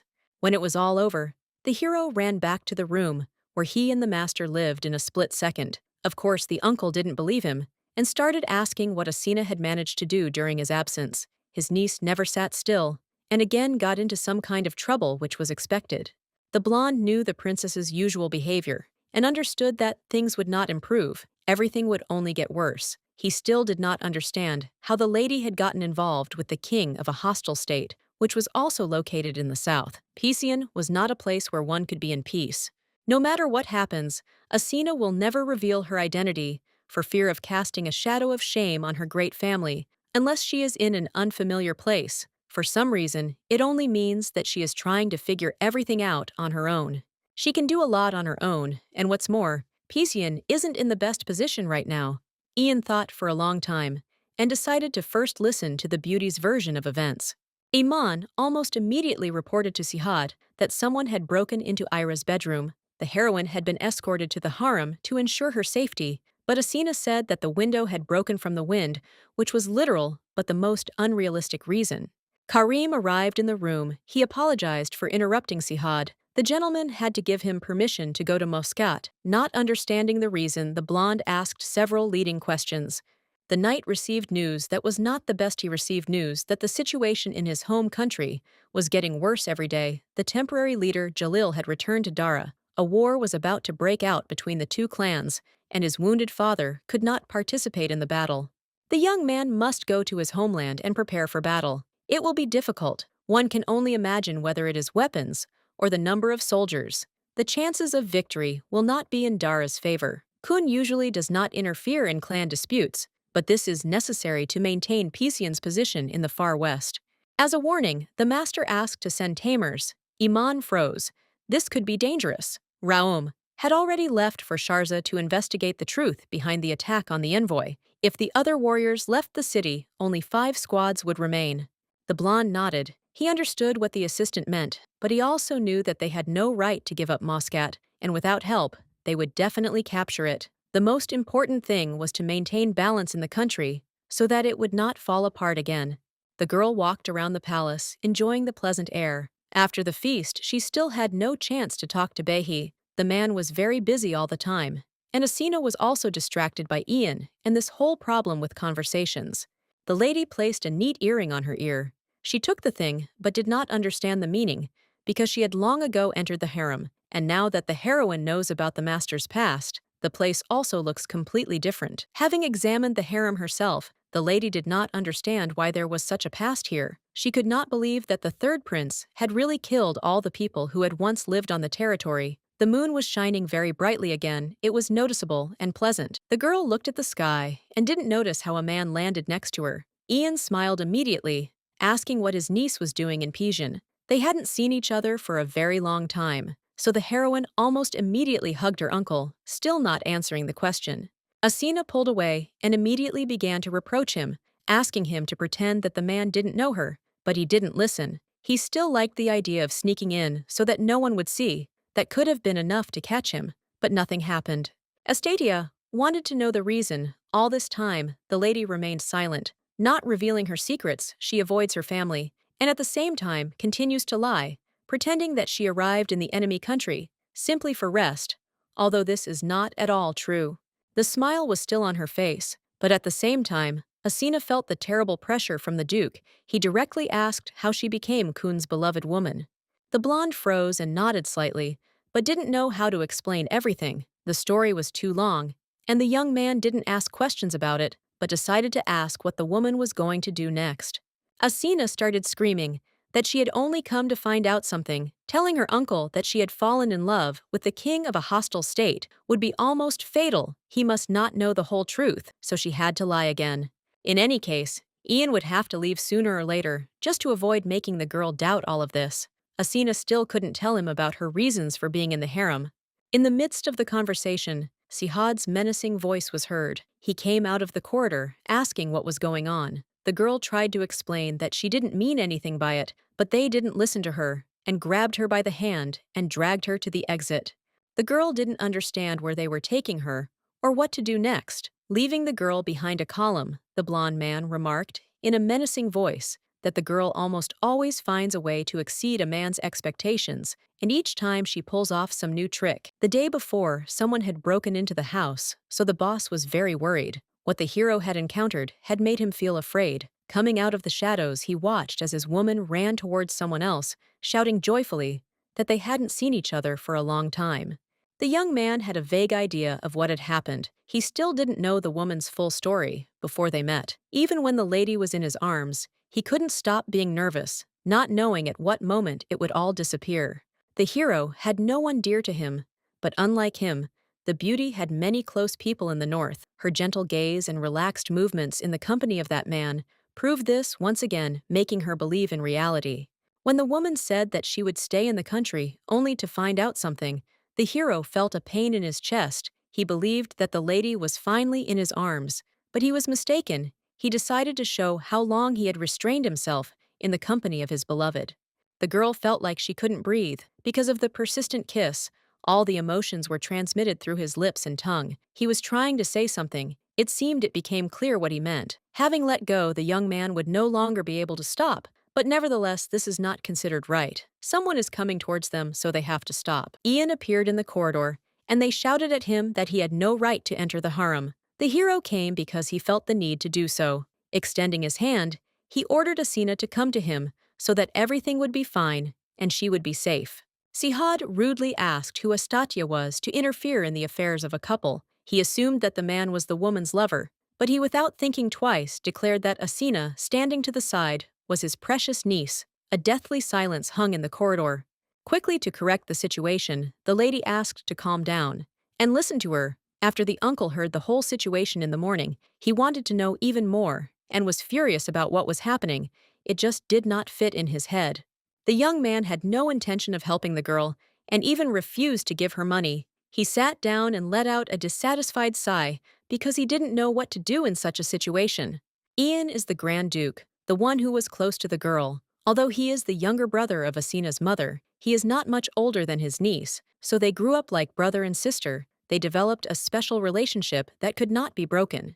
Nizan, who approached the gentleman, asked what they were going to do next. The whole situation had become more complicated, and this was rather an understatement. The blond man said that he needed to go and sort everything out before it was too late. Getting up from his seat, the Duke announced that he intended to go and resolve the problem with the King of Pisan. He knew that he had no choice in any case since he could not leave his niece alone in an enemy country. The table was set in the office behind the gentleman stood Nazir, who had to be present according to the law sitting there. Sihad began to understand more. Now that he looked at Astacia, he realized that they were somehow similar in appearance and behavior. Having put down his cup of tea, the hero began a conversation. To begin with, he decided to tell a little about the de Velden family. Of course, he didn't want to go into all the details, but he still couldn't leave the situation to its own devices. Many people know that Ashina's father is the Grand Duke Weldon, and also the younger brother of the emperor, who rules he renounced his right to the throne, but is still in fact a member of the royal family. The man's sister, the duke's second daughter, married the young man, and she also, in place of the late empress, raised the princess. They had an only daughter, whom they cherished and loved with all their hearts. Not long ago, news came to light that made one doubt the reality. The emperor's only child Aziz renounced her right to inherit the throne. As a result, the first in line to the throne of Cromwell is Asina. The girl herself is not yet aware of her power, and what is happening. She still has to learn more, and then the decision will be hers. But Ian could not allow the fact that the lady remains on the territory of an enemy state. Sihad took Cromwell's precious heir, locked her up without sufficient grounds, and placed her in the harem, making her the king's woman. The hero must understand that this is a serious diplomatic violation. It seemed as if the Duke had started threatening the green-eyed man, finished the story, by saying that all this could lead to war again. He felt enormous frightening pressure from the king. It was terrible, it was unpleasant to be around him. There are no threats. Pisan is already involved in internal affairs. It is true that Asina was the first to act rather suspiciously. It is not surprising that she was locked up and forced to doubt her origin, which she did not reveal. Sihad still didn't understand how such a respected lady could travel alone, putting herself in danger. Everyone in the family tried to stop her. Even her mother locked the girl in her room. But nothing helped. After spending time together, the gentleman should understand that it is difficult to break a lady. She does not listen to anyone. There is probably no reason why women can't have fun, socialize, and live for their husbands and children. And while life is good, it doesn't suit Asina. She always wanted something more. The whole family cares about the baby's happiness, so they wanted to let her live in a way that would make her shine brightly. She deserves to meet only joys and moments along the way that make her smile even more. Taking a breath, the gentleman decided to start talking about a compromise. He didn't quite understand what the Duke wanted from him. The Duke himself, it seemed, hadn't yet made up his mind, so he paused to formulate a proposal. That same day, a squad of knights arrived, bringing with them a wealth of riches. They accidentally separated from Ian in the desert, but eventually found their way back, which was incredibly gratifying. Nizan, just like the master, again changed into his comfortable clothes, which they were accustomed to. They greeted the arrivals, rejoicing that finally everything was over. The knights approached, and did not immediately understand what kind of lady was nearby. Asina smiled awkwardly, waved her hand, and greeted them, and chaos immediately ensued. Those gathered could not imagine that they would see their mistress in such a place. They wanted to know what de Velden was doing in Pisan, an enemy country. Ian appeared behind them, ordering everyone to move away and stay out of the way. Nazir came as an escort and stood to the side. The blond man started a conversation. Only the knights could remain calm after losing the man they were supposed to protect. The Duke explained that Asina had joined them by chance. It just happened that way, and he ordered the squad not to talk about it upon returning home. Immediately, agreement was heard from all sides.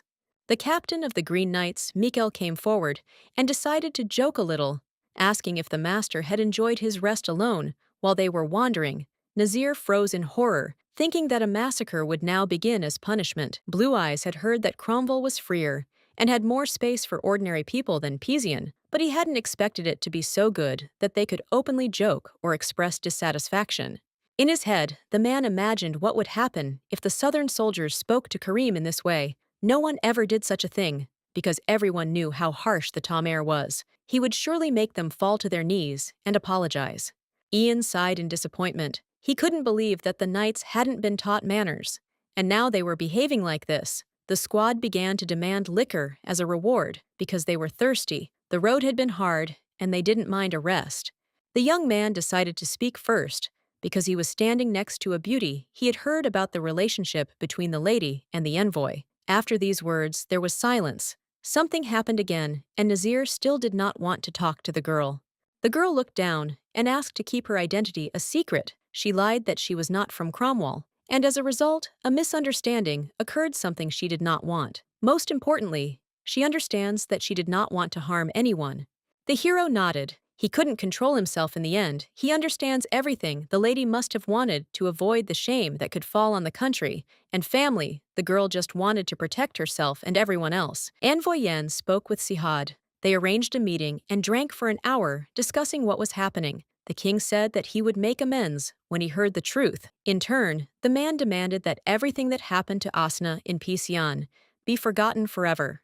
The uncle hoped that the girl would not become a bone of contention. Nazir continued. He understands why the lady did not reveal her identity when even her life directly depended on it. The heroine's family truly loves and cares for her more than anything. There was silence again, until the young man began to speak again. After the messenger's intervention, it seemed the problem between them had finally been resolved. Before this, they had not been able to speak so calmly. If so, the hero wanted to know if Asina would leave Pisian. It was hard to believe that the end of the great journey had come. The girl herself didn't understand what was happening. She couldn't understand whether she was really going to leave. There were too many questions in her head.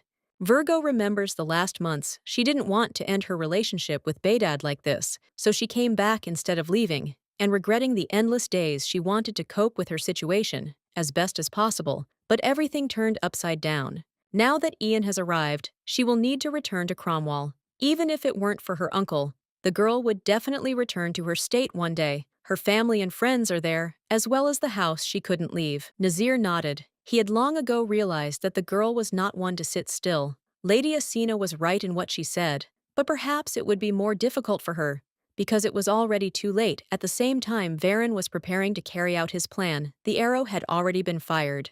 Pisian will soon be plunged into ruin, and there will be nothing. The master has information that Dodd is in the palace. The time has finally come for another ruler to act. He knows that he will wipe Muscat off the face of the earth. The main leader also decided to go. He has his own task, and if he does not complete the mission, their plan will not be carried out. They got ready and left. There is not much time left. They need to think about what to do next. In the morning, Dodd arrived to Sihad. He was worried and looked as if he had learned something terrible. He heard that Jalil had recently returned to Dara. The war had finally begun. They would not wait any longer. The blonde nodded. He would allow the tamers to help him in the country. The hero doesn't trust one of the rulers, even if he really wanted to. With Varane's support, it would be difficult to cope alone. This was already clear. The tamers would help stop the warriors. They weren't specifically trained for desert battles. The young man asked if Daoud wanted to take Karim with him, but he firmly refused, saying it was better for his son to remain safe in the main city. A new residence had been prepared for Asina. Although Ian said that he had settled everything, his heart was still heavy. The girl began to understand more and more that if she returned to Cromwell, she would never see Behai again. This thought ate away at her gradually, and more, she told herself many times that they could not be together. Even when the heroine remembers the man's face, everything seemed to be in a fog. No matter how many times the blonde tried to get the guy out of her head, she just couldn't. As she passed by, the lady stopped because she saw something interesting. Noor immediately explained that they were looking at a fresco depicting the myth of the founding of the empire. The heroine heard that a man named Sihad Kun brought water to the arid lands of Pisian and turned them into abundant ones. Next to the head, there is a small boy with white hair. He seems familiar. Besides the two, the fresco depicted the ruler's wife, who had once led Sharza. While listening, the lady suddenly became thoughtful and noticed that it was too quiet around her. This was not Sihad's palace or his harem, so it was strange that no servants were visible at all. The heroine had a feeling that something was wrong again. Asina grabbed Noor by the hand so that they would run away quickly, and had already opened the door, but did not notice that Varen was standing there, his eyes glowing with a mad light, one that did not bode well.